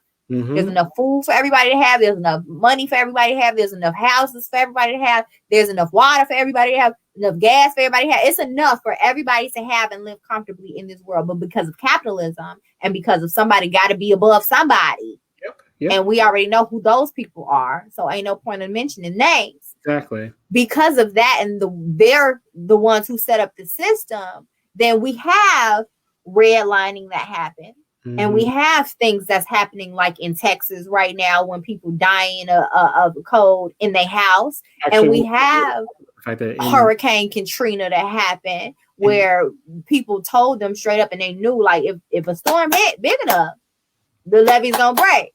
Okay, well, government, hey, we need this XYZ amount of money to fix the levees. Oh, we finna go fund this war over here, but y'all can have this little bit. You know what I'm saying? I just posted, I can't remember the young lady's name, and I'm mad but I just posted her. I love her. I'm in love with her. She's she's my spirit animal. She do parking lot, she do Fridays. You know what I'm talking about? Yes, I heard about this. She is amazing. This woman is amazing. Just sent me that today. I every Friday I faithfully run to her page, because she speaks the truth every Friday. Please look up her name. Hold on, I just shared it, but she's amazing, and she just was talking about that today, and people are like, "Oh, you talking about old stuff like redlining?" But do you understand? Yeah, it's illegal now, but they still doing it. Still do it. But the way it was structured, just like slavery, is still impacting us today. Mm-hmm. You, like you said earlier, as a white person in America, if your ancestors owned slaves, or sometimes not, you still are benefiting off the backs of my ancestors who bled, died, and worked with no cut. It's just a major conversation we've been having with what we are understanding as generational wealth. I am very glad that this is becoming a much more popularized topic, but it's like you said, it's a skewed conversation. It's a conversation that happens in ways where it's like, yeah, it's really happening now. Let's kind of go away for a bit, take a couple of naps, and then come back. We still talk about this. We still talk about that. Okay, I thought we were over that conversation. It's never over. We're not, because it's still embedded in this system. We're still being treated the same way. They just gave us a little bit more for us to get complacent. And just like in slavery, they gave you a little bit more for you to feel complacent. And then we'll just out of slavery. For now, we'll come back. They're gonna treat you like crap, but I'm gonna give you a little bit more so you feel complacent. They created a middle class of black people. Ooh, that right there, honey. Now you think you better than somebody, honey. Wait, that's emotional warfare. Obviously, I want to set up these two communities to fight each other because I just got tired of doing all the work myself. So let me hand the whip over to you. That goes back to the Willie Lynch letter, because that's the same thing they did in slavery with the lights against the dark. Oh, you light skin, you get to be in the house, in the air, in the fan. You know what I'm saying? They still serving the white folks, but you know you ain't out in the fields and the back breaking work in the sun though. So now you feel like you better than somebody, right? And that's what they did. Happens, you'll be a little bit less inclined to go. Right. And then when you have when that black middle class came in, oh, now they talking about the poor country folk because you done been in Chicago a couple years or New York a couple years. Yeah. You feel like you uppity now. You done got a little money. And so you could talk about these people who ain't got no shoes when you was just living in the tenements too when you came up here. Exactly. I don't understand. But see, that's the thing, because it was the divisiveness. It wasn't that communalness that we once had. But because the system was set up that way, and so now, we look at, and I posted an article a while back, our celebrities can't save us, or they're not going to. We have our upper black folk now. We got some of them are doctors, some of them are lawyers, some of them are producers, some of them are directors, some of them are athletes and dancers and musicians. You know, you got your famous folk, the Cardi B's and everybody else. But they can't save us because they're not willing to get uncomfortable. Just like white folks have to get uncomfortable and say, yeah, my ancestors, and I'm currently benefiting off the back of your ancestors and y'all getting treated like trash. Yeah. Rich black folks now have to say, because they're separated from us down here now. It's not necessarily their issue now. And it's not all of them, some of them trying to do stuff. But if you really wanted some stuff to change, you got the power to do it. Wearing a t-shirt is beautiful. Posting some pictures on Instagram, amazing, y'all. But if you really wanted to use your power and your money and your influence to make some change, you would. You ain't that serious about it. No. We still trying to fit into this box that they've created us to be in. We need to break the box, burn the box, and let the ashes float in the wind and create our own lane. And so that thief brings that up. Because, and then COVID has brought that up in many ways, because we're looking at Texas now and we're like, how can this happen in 2021? What is going on? It's bringing awareness to the deficits that's in the system that needs to change. When Breonna Taylor and Floyd were murdered, it's bringing up the deficits in the system that needs to be changed. When COVID happened and more black people started dying and wasn't nobody prepared in the medical system, and it's showing you what needed to change, because this is everywhere. It's in the judicial system, it's in the healthcare industry, it's in hiring practices, it's every school systems, it's everywhere. It's systematic racism. It's embedded in the system. So we can't keep working in this system and expect something to change. That thief brings awareness to that, because he wouldn't have to steal if he had a good job, if he had a house, if he had heat. It's powerful. And the relationship, we keep talking about this as well. It's the relationship of the three. They are all going to coexist. If we talk about the artist, the thief, and the saint in a pandemic, they're all going to exist at the same time. And they all have pieces for each other to hold. The artist is always going to put the relationship of the saint and the thief together, right? They're always going to write stories about these two interacting, about the one moment that that saint was maybe a little unsaintly, or that thief had a heart of gold. They're going to put these people in relationship with each other. What is that conversation between these two? Let me write that out. One of the things I love, if y'all ever get a chance, the Kings one night in Miami talks about the idea of when these pivotal figures all come into a room that nobody knows what was said in that room. The artist is always the one to speculate, saying, well, what if? What if the movement started with these words? What if this whole situation started with these words? Absolutely. The thing is always going to look at the thief, the artist, and the people and see the relationship. The artist is activating the people in this way. There is this movement of criminality that's happening that needs to be absolved. Every time that somebody comes in and gives me their secrets, I have to hold on to that and understand this is the society that I'm holding up to a light and saying we could be better. The thief itself, like you said, just creates their awareness, but it's also seeing what they do and then seeing one of the things that hits me as somebody kind of holds the identity of the artist. I always witness that thief figure, that criminal figure, in the same way that person wears that themselves, right? You have this idea that to some people a person is a criminal, to other people they're not. Here in Chicago, we have a huge understanding of that with Al Capone. Al Capone is a criminal, like by definition. But to a lot of people in Chicago, they see him as so many different other things. He was a criminal, but he also made sure that there were schools that had the right funding. He also sat in on a lot of discussions on what was going on in the city to make sure that it was the best known to mankind. There was a lot of color and decoration there. But then the question is, just like me being the artist, what is enough to kind of color enough of these people to say, well, there are many sides to this person. So the relationship between the three is very indicative of the rest of the world. And when we start talking about the universal story, it's always coming back to this idea of how are we relating our identities and how we are relating to the rest of the world. To you may be the protagonist of your own story, but to this person, you may be that person's antagonist. You may be the very thing that is shutting down this other person. The very person that issues them into the big climax of their lives and defining who they are. I just did a amazing workshop with Kim Coles on Facebook. She has it. She's going to post more of it. So check out my page. I'm going to post more information. I've sent a couple of you all some information on her self-engagement and how to tell your story. I love how she talks about it. It's like finding your story. How can you market it to other people so that your story can mean something to somebody else?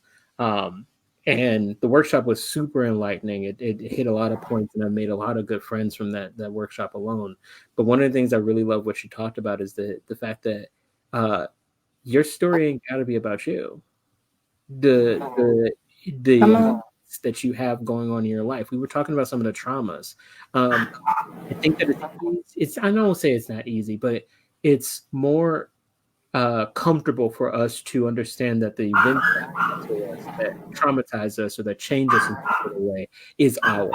And like you're saying, it's mine and no one else can have it. So the secret about what happened to me when I was this age, or this problem that happened to me that I'm working on it myself. I'm trying to build to be a better person. But you get to a certain point where it can't just be yours, because whatever's happening in that is going to keep this from happening to somebody else, or keeping that situation from being somebody else's thriving point. Because what you have to say to another and then person, sometimes you give, whether you're trying to keep it a secret or not, you passing on trauma to the people around you by your behavior. Exactly. So there's negatives and positives on both sides of this, because the more that you withhold, the more that you're not engaging in the universal story. And that's when you start getting into that. I'm so focused on here, I don't see that the rest of the world around me is happening. I think it goes into me it's like asking that why. I always be like, but why? They're like, well, this person did this, but why? Exactly. But why? What did you walk away from that with? Oh, the hood is bogus. The streets falling apart. But why? Why Why is it like that? Oh, this person traumatic because but why are they though? traumatic? But why? I think that a lot. I think a lot about that with relationships, and kind of getting a little bit closer to our tarot, because I do promise you all that I will do a reading for you all for sure. Yes.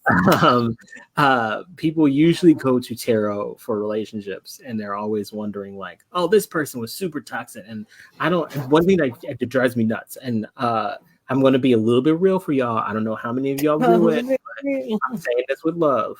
Those people are just like, oh, Geminis, they're this way. Wearing a zodiac sign does not give you the right to autopilot. It doesn't. There's no sign out there. There's no information about any of the zodiacs that says I am absolved of any of my own actions. At all. At all. At all. And that's the thing, though. People be like, well, I'm a this, so it's to be expected. Exactly. No. I don't know if I can swear on your page. I'm going to ask first. I'm not going to try to swear. But just because you say that, oh, I'm a Taurus, so that means I'm an a-hole. Boo-boo, you an a-hole because you're choosing to be an a-hole. Right. That's just it. That's the whole point of it. These guidances and once you know, I'm sorry to cut you out. Yeah. But once you know, you're supposed to do better. Exactly. So if you know this is a trigger for you, you're supposed to do better within that trigger, because you're like, okay, I know this is gonna trigger me, so I'm not even gonna put myself in this situation. Or I know if she say this to me, or you're supposed to figure that out. That's self-work that ain't nobody trying to do. Exactly. Now, I'm saying all this with love. I'm not coming for your. I'm coming for your edges. I'm just letting y'all know right now. The edges has been snatched up. Exactly. I'm snatching them up because that has been driving me nuts. Especially it has to stop. When people come to ask me about tarot and reading and all the other stuff and saying like, oh, well, what did the stars say about me? It's not. I'm not giving you a reason to go be an a-hole to somebody. I'm not saying, oh, what the cards say you can go and backhand your own mama. That is not what there is no card that says that. Not a single one. I didn't see that in the deck. Exactly. What these things are, and kind of wrapping all this up into the main point of what I love talking about to anybody on any day and occasion. These are archetypes. And talking about Joseph Campbell, I kind of mentioned his name a couple of times. Joseph Campbell believes in what we call the hero's journey. It's been iterated in many different ways.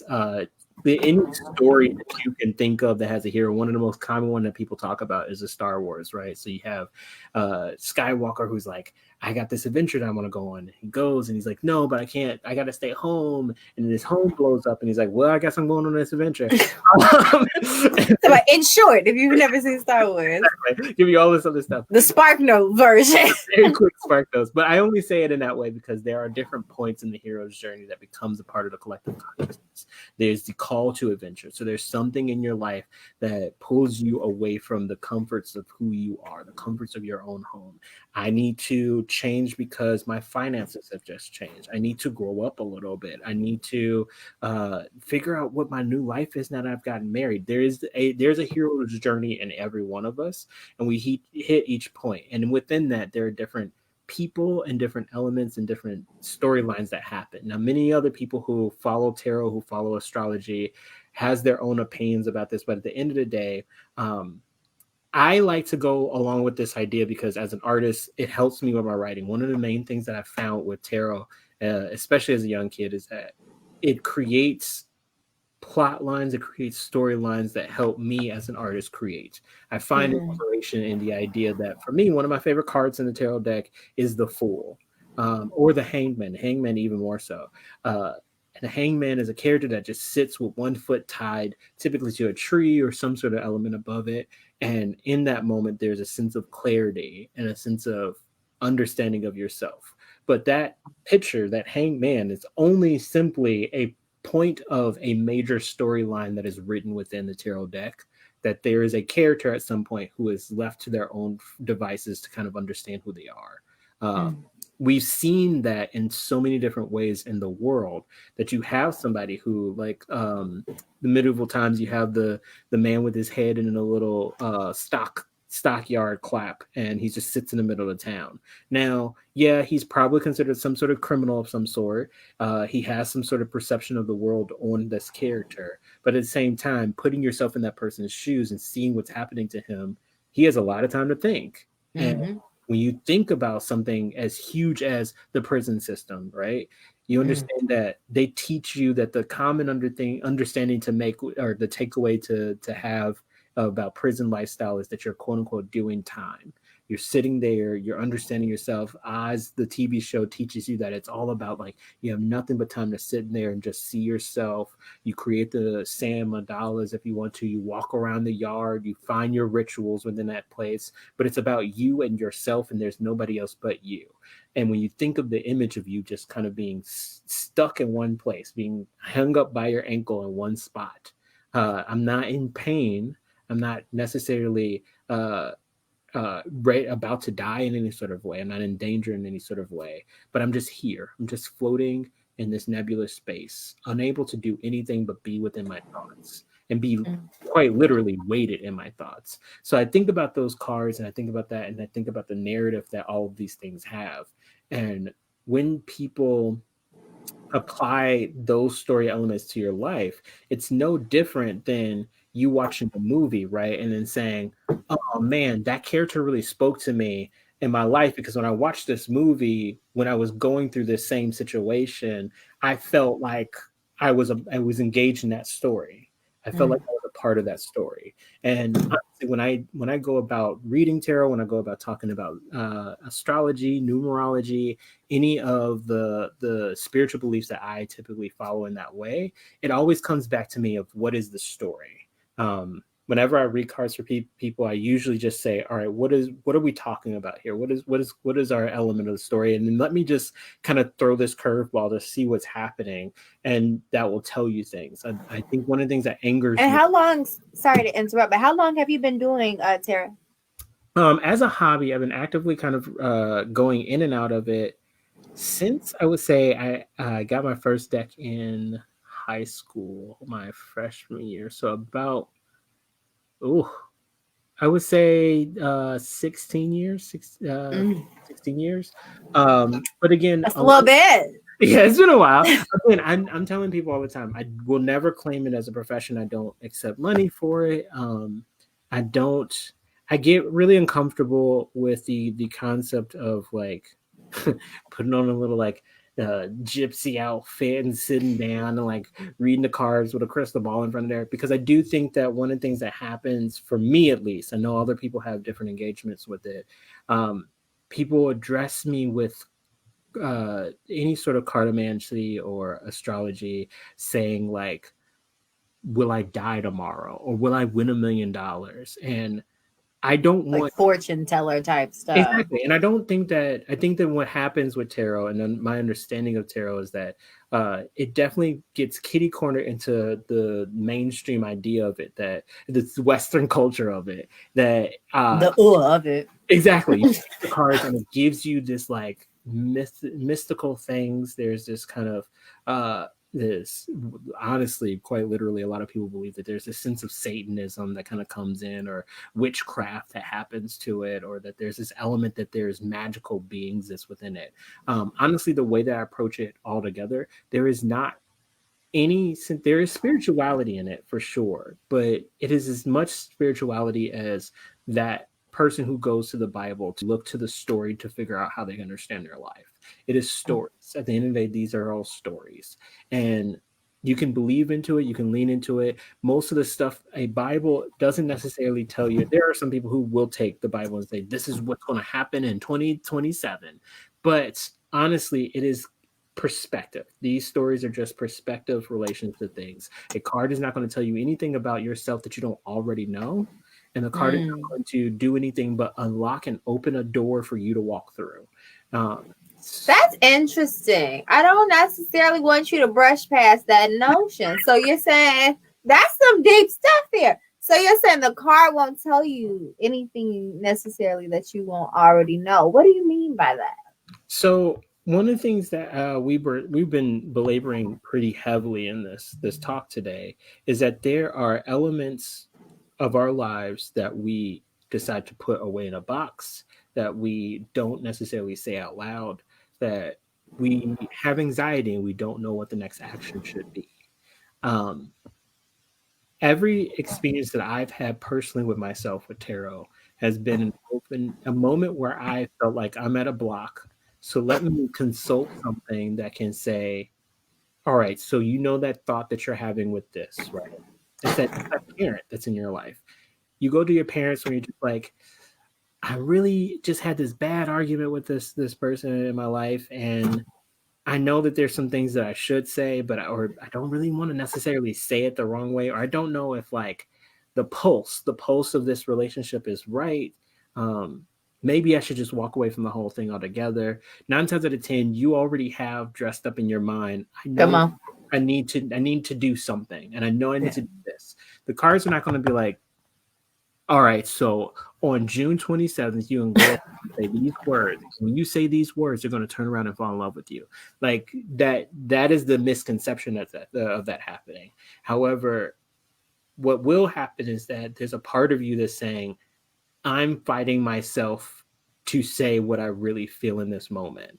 And put that card over, and you see, oh man, this person in this image, which is a very real thing, this person is falling off of a tower that is being struck by lightning because it's a disaster happening to this person, and this person was not expecting this to happen to them at all.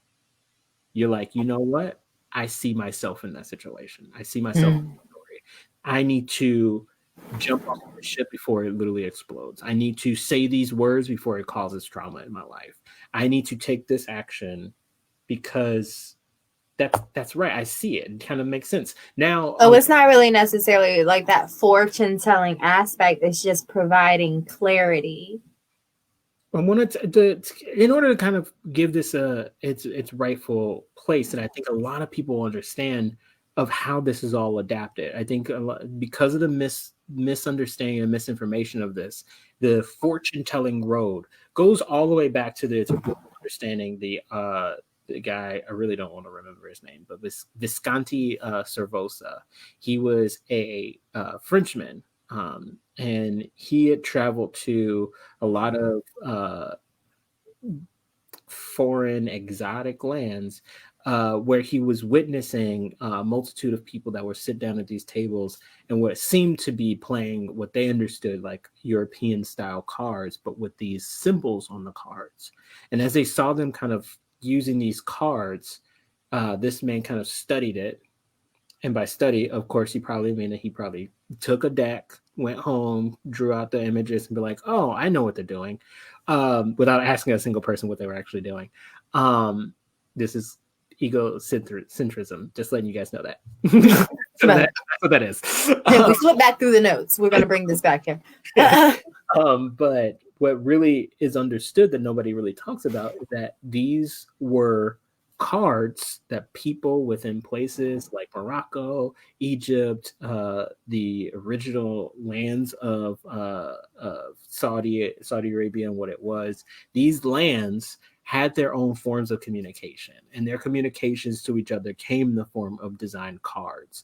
Now, the card art, if you really do a lot of like reverse looking at it, at the end of the day, they're glyphs, right? They're just simple glyphs put on cards that are portable for people to communicate. Where else have we seen glyphs before? On pyramid walls? Exactly. Where else have we seen communication through pictures? This has been a part of our culture for as long as we've been human beings. Oral histories, fables, caveman drawings, hieroglyphics, these are all pictures. Now, back when we would tell oral histories, this is a very beautiful way of kind of rounding it about. Oral histories have morals. Oral histories have advice, have ways of communication, cautionary tales. They tell you about how to engage with other people in a mindful way. And so when we talk about oral histories and oral stories and the Aesop's fables, they're all the same thing that the cards are. Now, if I were to take the deck of cards and just put a lion, a monkey, a mosquito, an alligator, all in these stories, you will look at the cards and you'll have the exact same reaction when you pull the mosquito who gossips around and eventually gets killed for it. And then you sit there and you say, you know what? I can learn something from that in my life. the randomization of the cards is where everything kind of got really miscommunicated, because in European culture, they believe that the spirits or the great beyond, or in a lot of ways, when we start getting into the Salem trials and what witchcraft was, the devil would pick the card before you would grab it. I think that it's up in the air. I personally spiritually, I believe that it's all part of the collective consciousness. I am pulling a card from this mega understanding that we have in the universe, and I'm pulling it for my situation right now, because like we say all the time, everything happens for a reason. We're all in the story. I'm here now for a reason. And so when I pull this card, I'm intentionally pulling this card for right now. Now that could be for some people the spirits that are on the other side, which I definitely think that there is a lot of merit to the spirits on the other side. Maybe there is that ancestor that's in your life that is pulling that card and giving it to you and saying, you need to actually pay attention to this. Right, because I saw what you did last week. And that is a lot of merit. Big Mama trying to let you know something. Exactly. But in that way, I think that the fear and the demonization of it, the downsizing of it is just taking, honestly, away from Black women who, at the end of the day, there's no name to these cards. There's no one singular being. But I can easily say it was a Black woman, a community of Black women who came together and said, let us find ways to engage with each other. And of course, when any woman of color gets together with another woman of color and say, let's do something productive, it's immediately considered witchcraft, demonization, awful, terrible. So I think that for those of you all who are out there, I'm not telling you that you have to immediately change your mindset about things, but I do wish that it is more understood globally. And when you all go about understanding your narrative of how you interpret tarot or astrology, that you're not saying, oh, well, this thing is just kind of related to Satan, and not do the question of, like Nat says, why though? Why do I think that? Why do I think that? Why is that a belief that it's out there? Let me do. But that ties into like ancestral spirituality as well. That also ties into like voodoo and root work and herbs. Mm-hmm. Like people think you a witch if you got some sage. Like exactly. Y'all not thinking this stuff through. And the thing is that, trust me, it's easy if you are to autopilot, which is why I started the conversation off with this. If you were to autopilot, it is very understandable why you would just say, you know what, I don't have time to do the investigation on it. It's just easy for me to put it out of my mind because I don't understand it. And trust me, there's going to be a lot more in life that you're not going to. As my old oppressor told me, that was bad for me. Exactly. Just go ahead and just do that. Because I know, Nat, you also do a lot of crystal work as well. And so you know a bit about the spirituality that goes into it. Now, people will obviously they will say that crystal work is the work of the devil. They will say that the cards are the work of the devil. But when you historically look, question just for the people out there who may possibly, I don't think you'll be on this video if you think this way, but if you happen to be here, God created the earth, right? Let's just put this in perspective. Mm-hmm. Crystals are from the earth. Mm-hmm. The minerals like gold, silver, copper, these different elements have different properties, scientifically proven, and they are of the earth which God created.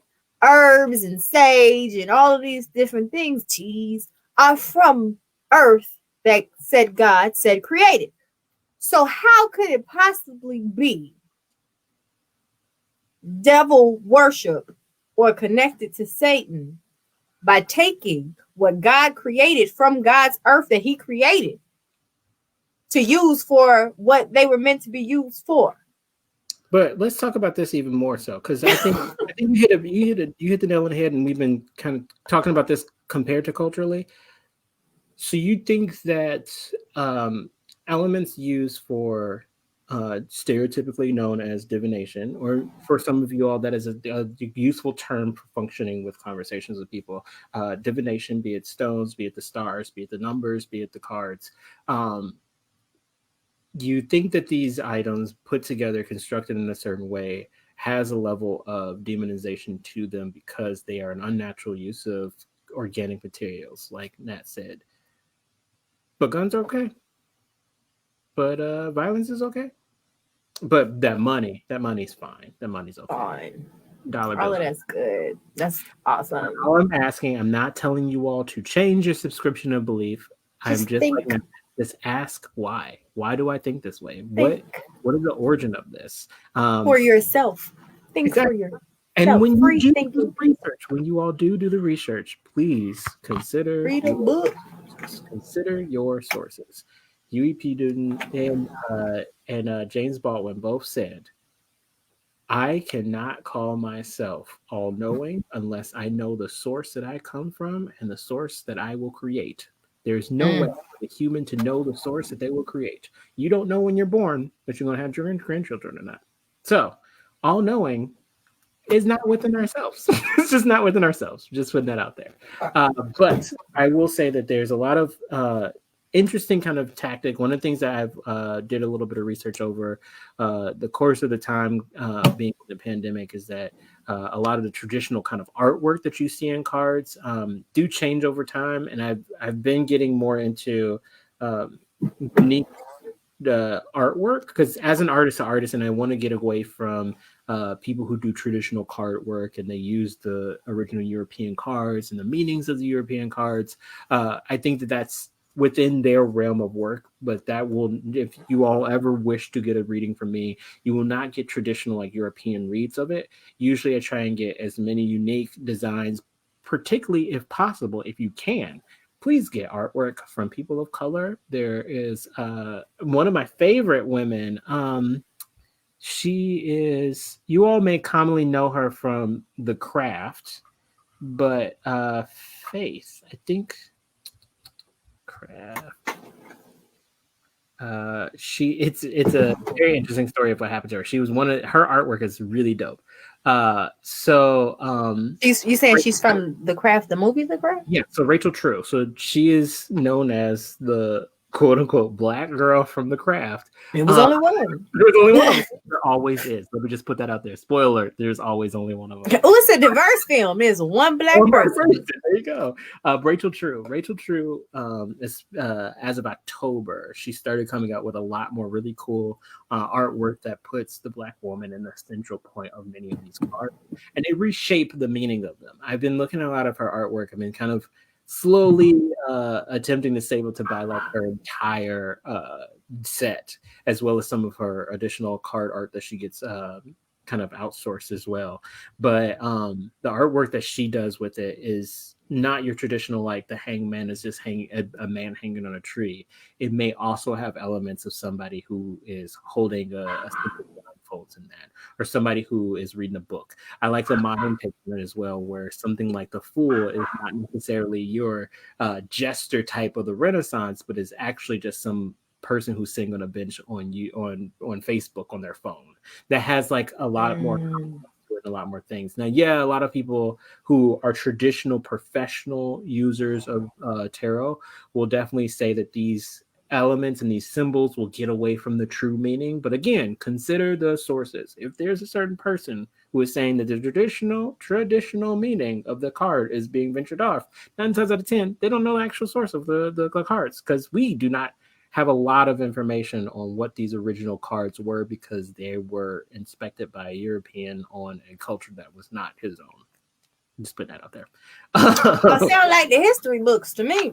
Exactly. You will definitely find this happen quite a bit. But I digress. Yes, I got these cards, the green, the golden thread. I use this myself because I've been doing a lot of just like letting cards and letting decks speak to you. I also tell people who are getting into tarot as well, you really just want to sit with it. You want to sit just like a story that you have in your life that you're just not really sure if this is it for you or not it for you. Stones, I know a lot of the crystals and stones have the same. You really want to feel the energy of it, and if you're vibing with it, it's yours. They say like stones find you, and when you lose a stone, it was meant to leave you. And exactly. I feel like definitely decks are the same way.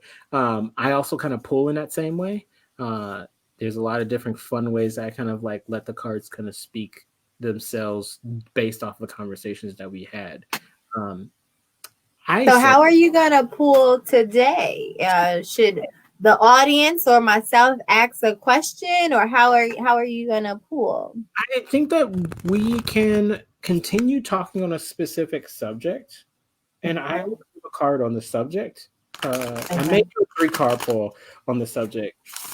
I'm gonna do a 2-card pull because I just feel like that's important. Okay. I think the overall subject, we kind of bounced around a bit, but the overall subject was the collective consciousness and creativity. Yes. And how specifically I feel like the most in the bulk of the conversation, even though it went into subcategories, is about how we're in a shift right now. We're in an energy shift and a spiritual shift that's happening, age of awakening of sorts, and how that communal aspect is necessary, and getting back to the roots of that communal aspect is necessary within this spiritual shift. Right. You let me know if that's not the vibe you were putting down or that you got, but that's what I got. That's definitely what I got. It's just that I apologize, folks. I kind of stepped out of my head a little bit because I was listening to what you were saying and letting kind of like that sink into the cards that I was kind of like. Oh, no worries. You're doing your work. But I do want to also mention right away. What's interesting, I don't know if I might have to turn off the lights for you all to see this. Turn off the lights. So we have the Empress. Those are like some gold and black metallic cards. Those are pretty cool. So we have the Empress, which, just looking at this image for you all, I know that it's a little bit blurry, but this woman and this woman. So we have 2 sense of royalty, right? We have the Queen of Wands and we have the Empress. Okay. If you look at this already, they share a lot of relationship with each other. I'm getting a lot of feminine energy off of that there. Very, very strong energy, feminine energy. If you also think about the concept of Aquarius itself, fluid feminine energy. So when we talk about this age of Aquarius that's happening, the shift that's happening, it goes without saying, women are the paramount point of the change. That's just, let's just call that a fact at this point. Many of the changes that you have seen, you will see, and are going to continue seeing will be at the center precipice of feminine energy. Because one of the things that happens is that we've been getting a lot of this kind of very strong masculine energy moving up, right? We've been getting this idea of like rigidness, this coldness. We were just talking about in our conversation as well, the idea of like engaging with your children, engaging with family members, showing that sense of empathy, showing that sense of emotion, showing that sense of care and concern. That is not something that's very synonymous with masculine energy. It's about intellect, it's about strength, it's about power, exuding that. Power and sensibility may take a little bit more of a backseat now as we kind of move forward into this idea of like deep understanding, deep empathy. One of the things we also talked about that women statistically are phenomenal at doing is putting others before themselves. Understanding that the values that I have for myself is something that is not necessarily as important to the greater good of the world. And even though I think that there's power within that, let's also keep in mind that these are royal individuals. We have the Empress and we have the Queen of Wands. The Queen of Wands is usually representative or indicative of creativity, mastering and teaching and harboring the idea of creativity, inclusion, and activism. At the center point of where creation can happen, there's cultivation, there's teachings, there's stepping forward, there's reaching the hand out and saying, here are the seeds that you need to put in the ground to grow. So a lot of you who are probably watching this, I know Nat is definitely a very good proponent of this, but you are in a stage right now where you have the tools and the resources to start handing things to other people and saying, you can thrive. Here's how you do it. Here's step 1, here's step 2, here's a little thing that you want to watch before you kind of keep on moving forward. But nevertheless, here are the tools that you need to get started. And this is a very important moment in this change because You are learning that you are shifting between a weird place for yourself. We're all kind of in this stage in our lives where it's like, I know what I was comfortable doing before and I was really good at that. It's time for me to be good at something else. It's time for me to shift what I'm good at. But that work still needs to be done. I know a lot of us are probably saying, before this pandemic happened, I was doing the work on the streets. I was helping out in my community. I was engaging with people. I was doing good things and I felt good about what I was doing. But ever since this pandemic hit, I had to stop. And it caused you to do an aggressive shift into something else. But to the core of who you are, you stayed that person to say, I still want to accomplish this for myself. I'm a people person. I love engaging with people. And yes, this technology thing of jumping online and doing the Zoom calls and all of this other stuff, it gets pretty daunting. But as long as there is a person on the other end of my conversation, I'm always feeling like I'm able to create change. I'm able to be in my element. So I find other ways to do it. But then I can also reach back and say, here's how you can do things. Here's how you can actually work towards your goal. Here's some steps. Here's some ways that you can go back and do that research for the information that you didn't know. Here are the tools that you can have to take where you want to take it. So that the Queen of Wands is definitely about cultivating that future using the tools that you've mastered. You've done the work. You've made it up to that level. You made it up to your reign. You understand where you are in your place, and you're ready to shift into that next big thing. So now it's about reaching back. The Empress, however, is interesting because the concept is about the unified mind. I Man, this is proof that you cannot plan this.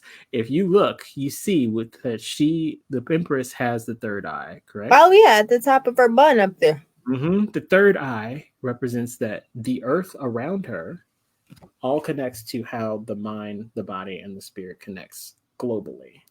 We are all individuals of a unified earth. We are all understanding. That ain't our conversation. I don't know what it is. It is. I'm telling you, sometimes the universe just says, yo, pay attention.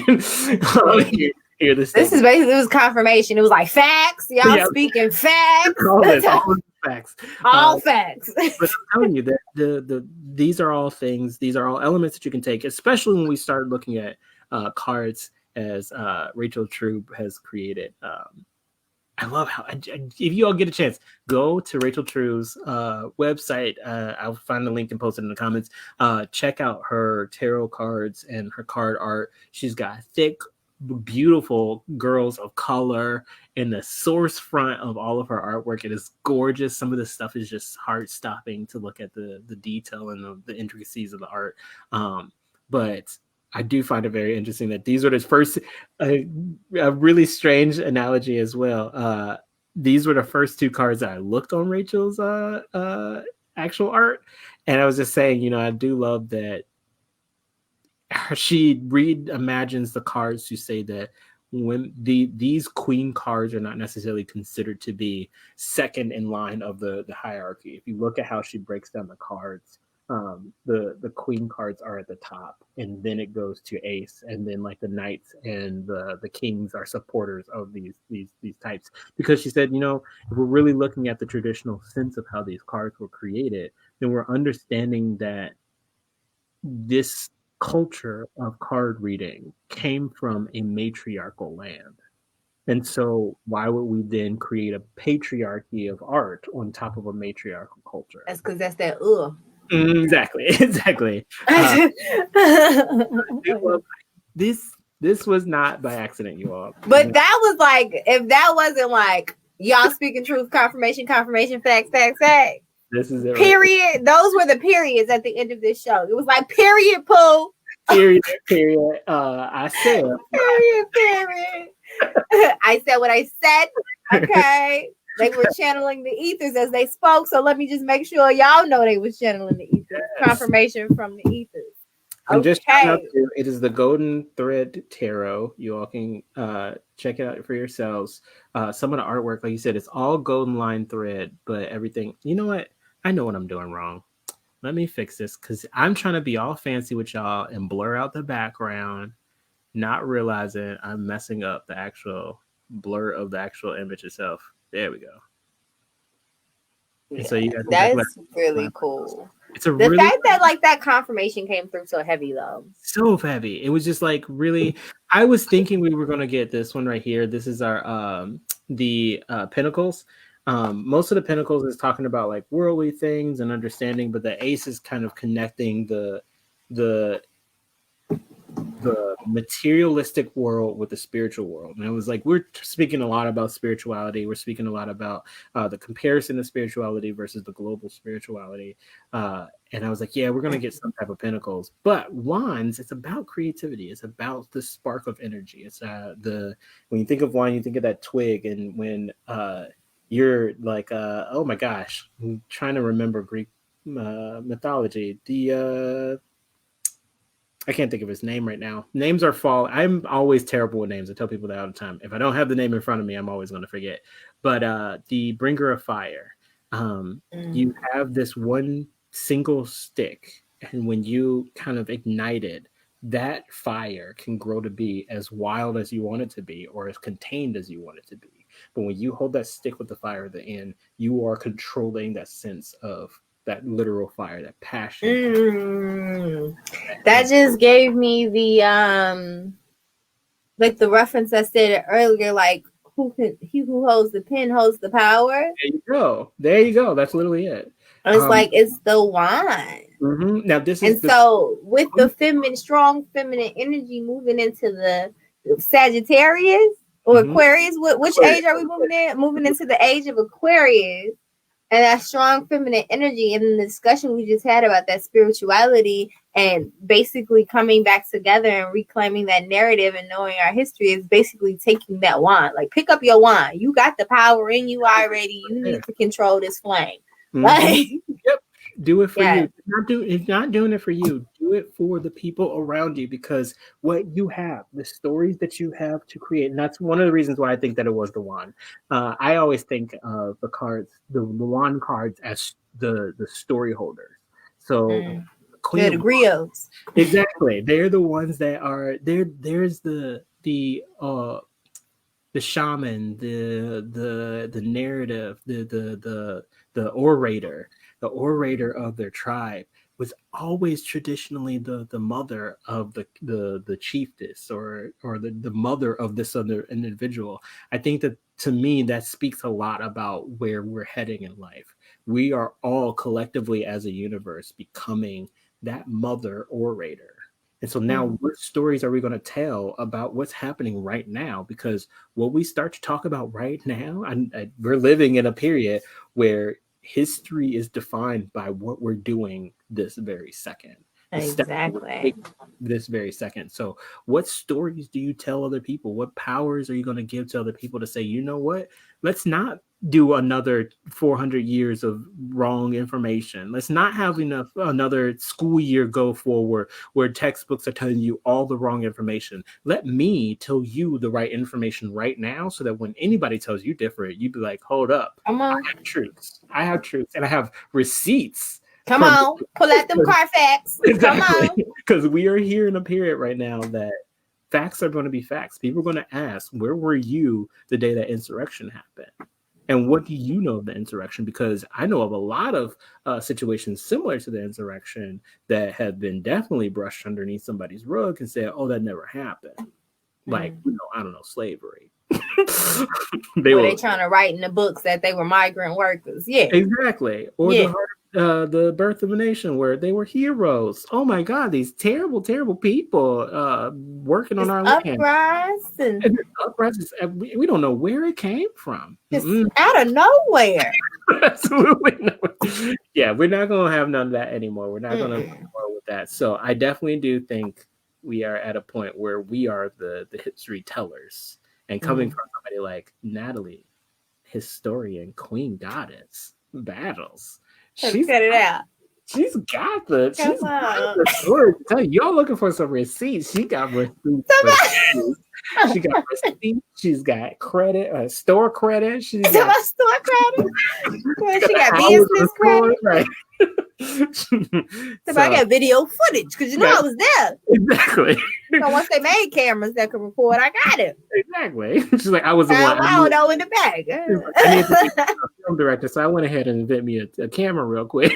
Right, you know, it's always been in me ever since the 1800s. There But I think that's a beautiful place to close off. Just the note that we are the history makers, and I think that's something that slips by us because though knowing our history, because knowing where we come from literally fuels our present and where we're going.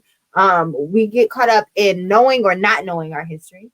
Yeah. And then our present is so overwhelming. Though our present is all we have, because the past is already happening, and the future is not guaranteed. The present is all we have, just like love is all there is, right?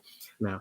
But the reality of it is, because that future isn't promised, what we've already lived in our present right now today, if we don't document it, or know that what we do today and what's happening today is going to be our children's or our nieces or our nephews' future,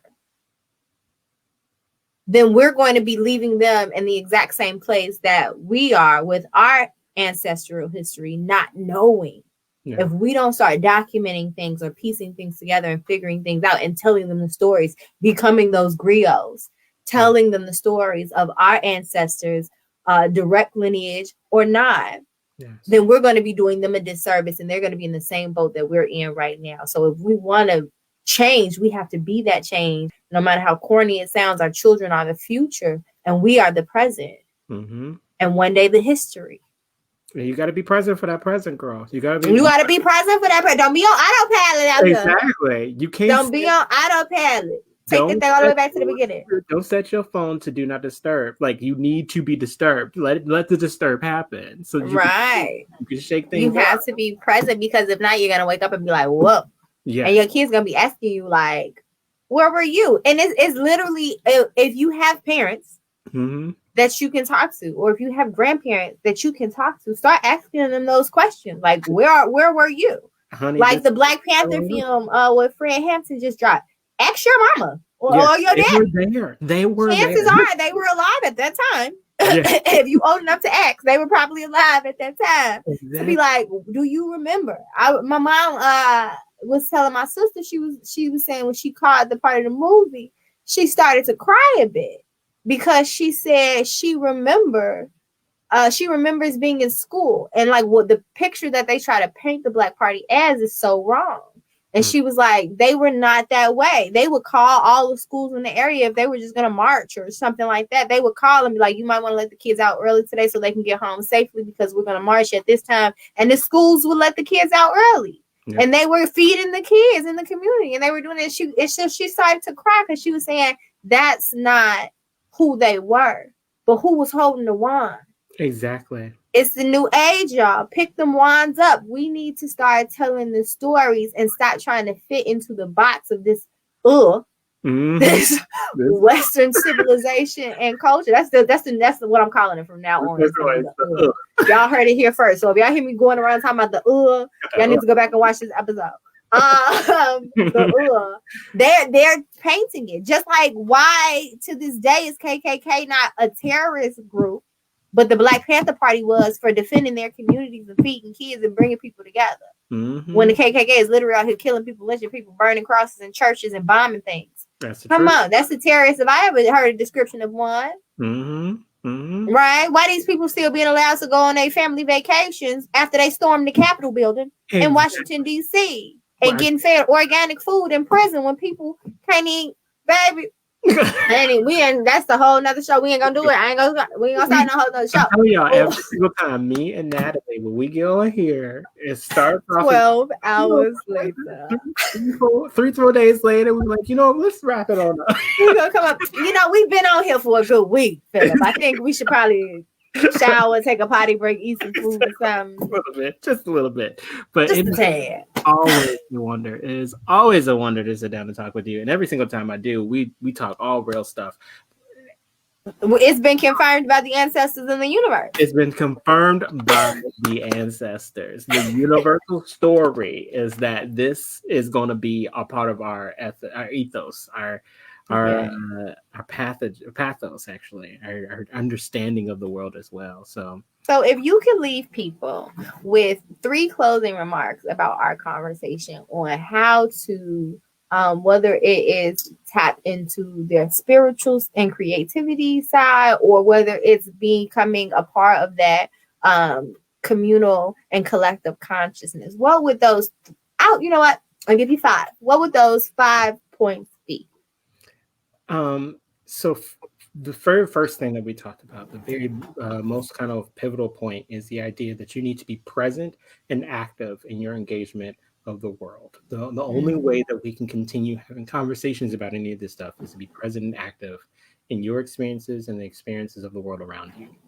2, your body is and always will be the temple that you build around it. And understanding that the grounds that it's on, the world that it's in, the region that it's in, all factor into what your temple means and what you do with your temple. Because not everybody has the same temple as you, and that's totally fine. As a matter of fact, that's the whole point. Everybody has a different temple that we gather together, but then there's also trade and exchanges. In that, point number 3, the exchanges and the exchange rate that happens amongst us can be mindful. When we talk about the mind of the body, so we have the body, now going into the mind. When I give to you, it's about understanding how to take myself out of the gift, how to take myself out of the understanding of another person. It's easy for us to kind of just say, I understand the world through my eyes while looking at this person. But how can you take yourself out and let that person step into you, like we said before, to kind of perceive the world? So seeing life through someone else's eyes. Not even seeing life through someone else's eyes. It's allowing someone else to see, allowing someone else's consciousness, allowing someone else's mind to take a step in you and let somebody else live through you. Let someone else live through you, because I can easily apply my own self to another person as many times as possible. And honestly, that is if you cannot 100% let somebody live through you, which is a good 4th point, get as close to that as possible. Everything is active. We are actively doing things. So if you are commonly comfortable with saying, you know what, I am real empathetic with everybody that's out there. Every time somebody talks to me, I work with customer service. I pick up the phone and I listen to everybody's problem all the time. It's about knowing, how can I start taking myself and my out of the conversation, because then you will get rid of perfectionism, then you will get rid of the idea of prejudice, then you'll get rid of this idea of judgment or kind of comparison. One of the things that we typically do all the time when we try and empathize with people is that we do this weird thing of comparison. My life is not like theirs because of this, or my life is like theirs because of this. But what is their life, which is what we're trying to understand. Right. And then last but not least, you are. And if all these 4 things are just like, I ain't got much time. I don't know how to get up all of this. I'm going to do this last one at least. The last one is, know that you are a part of a global narrative, and everything that you do now is setting the stage for what will continue to happen. I like to consider it, leaving you all with this kind of beautiful imagery in my mind. I take each step knowing that every single ancestor of those who came before me is taking the step behind me. I cannot move forward without the entire movement of every before me. All the air that I breathe in is from the air before of people pushing me forward.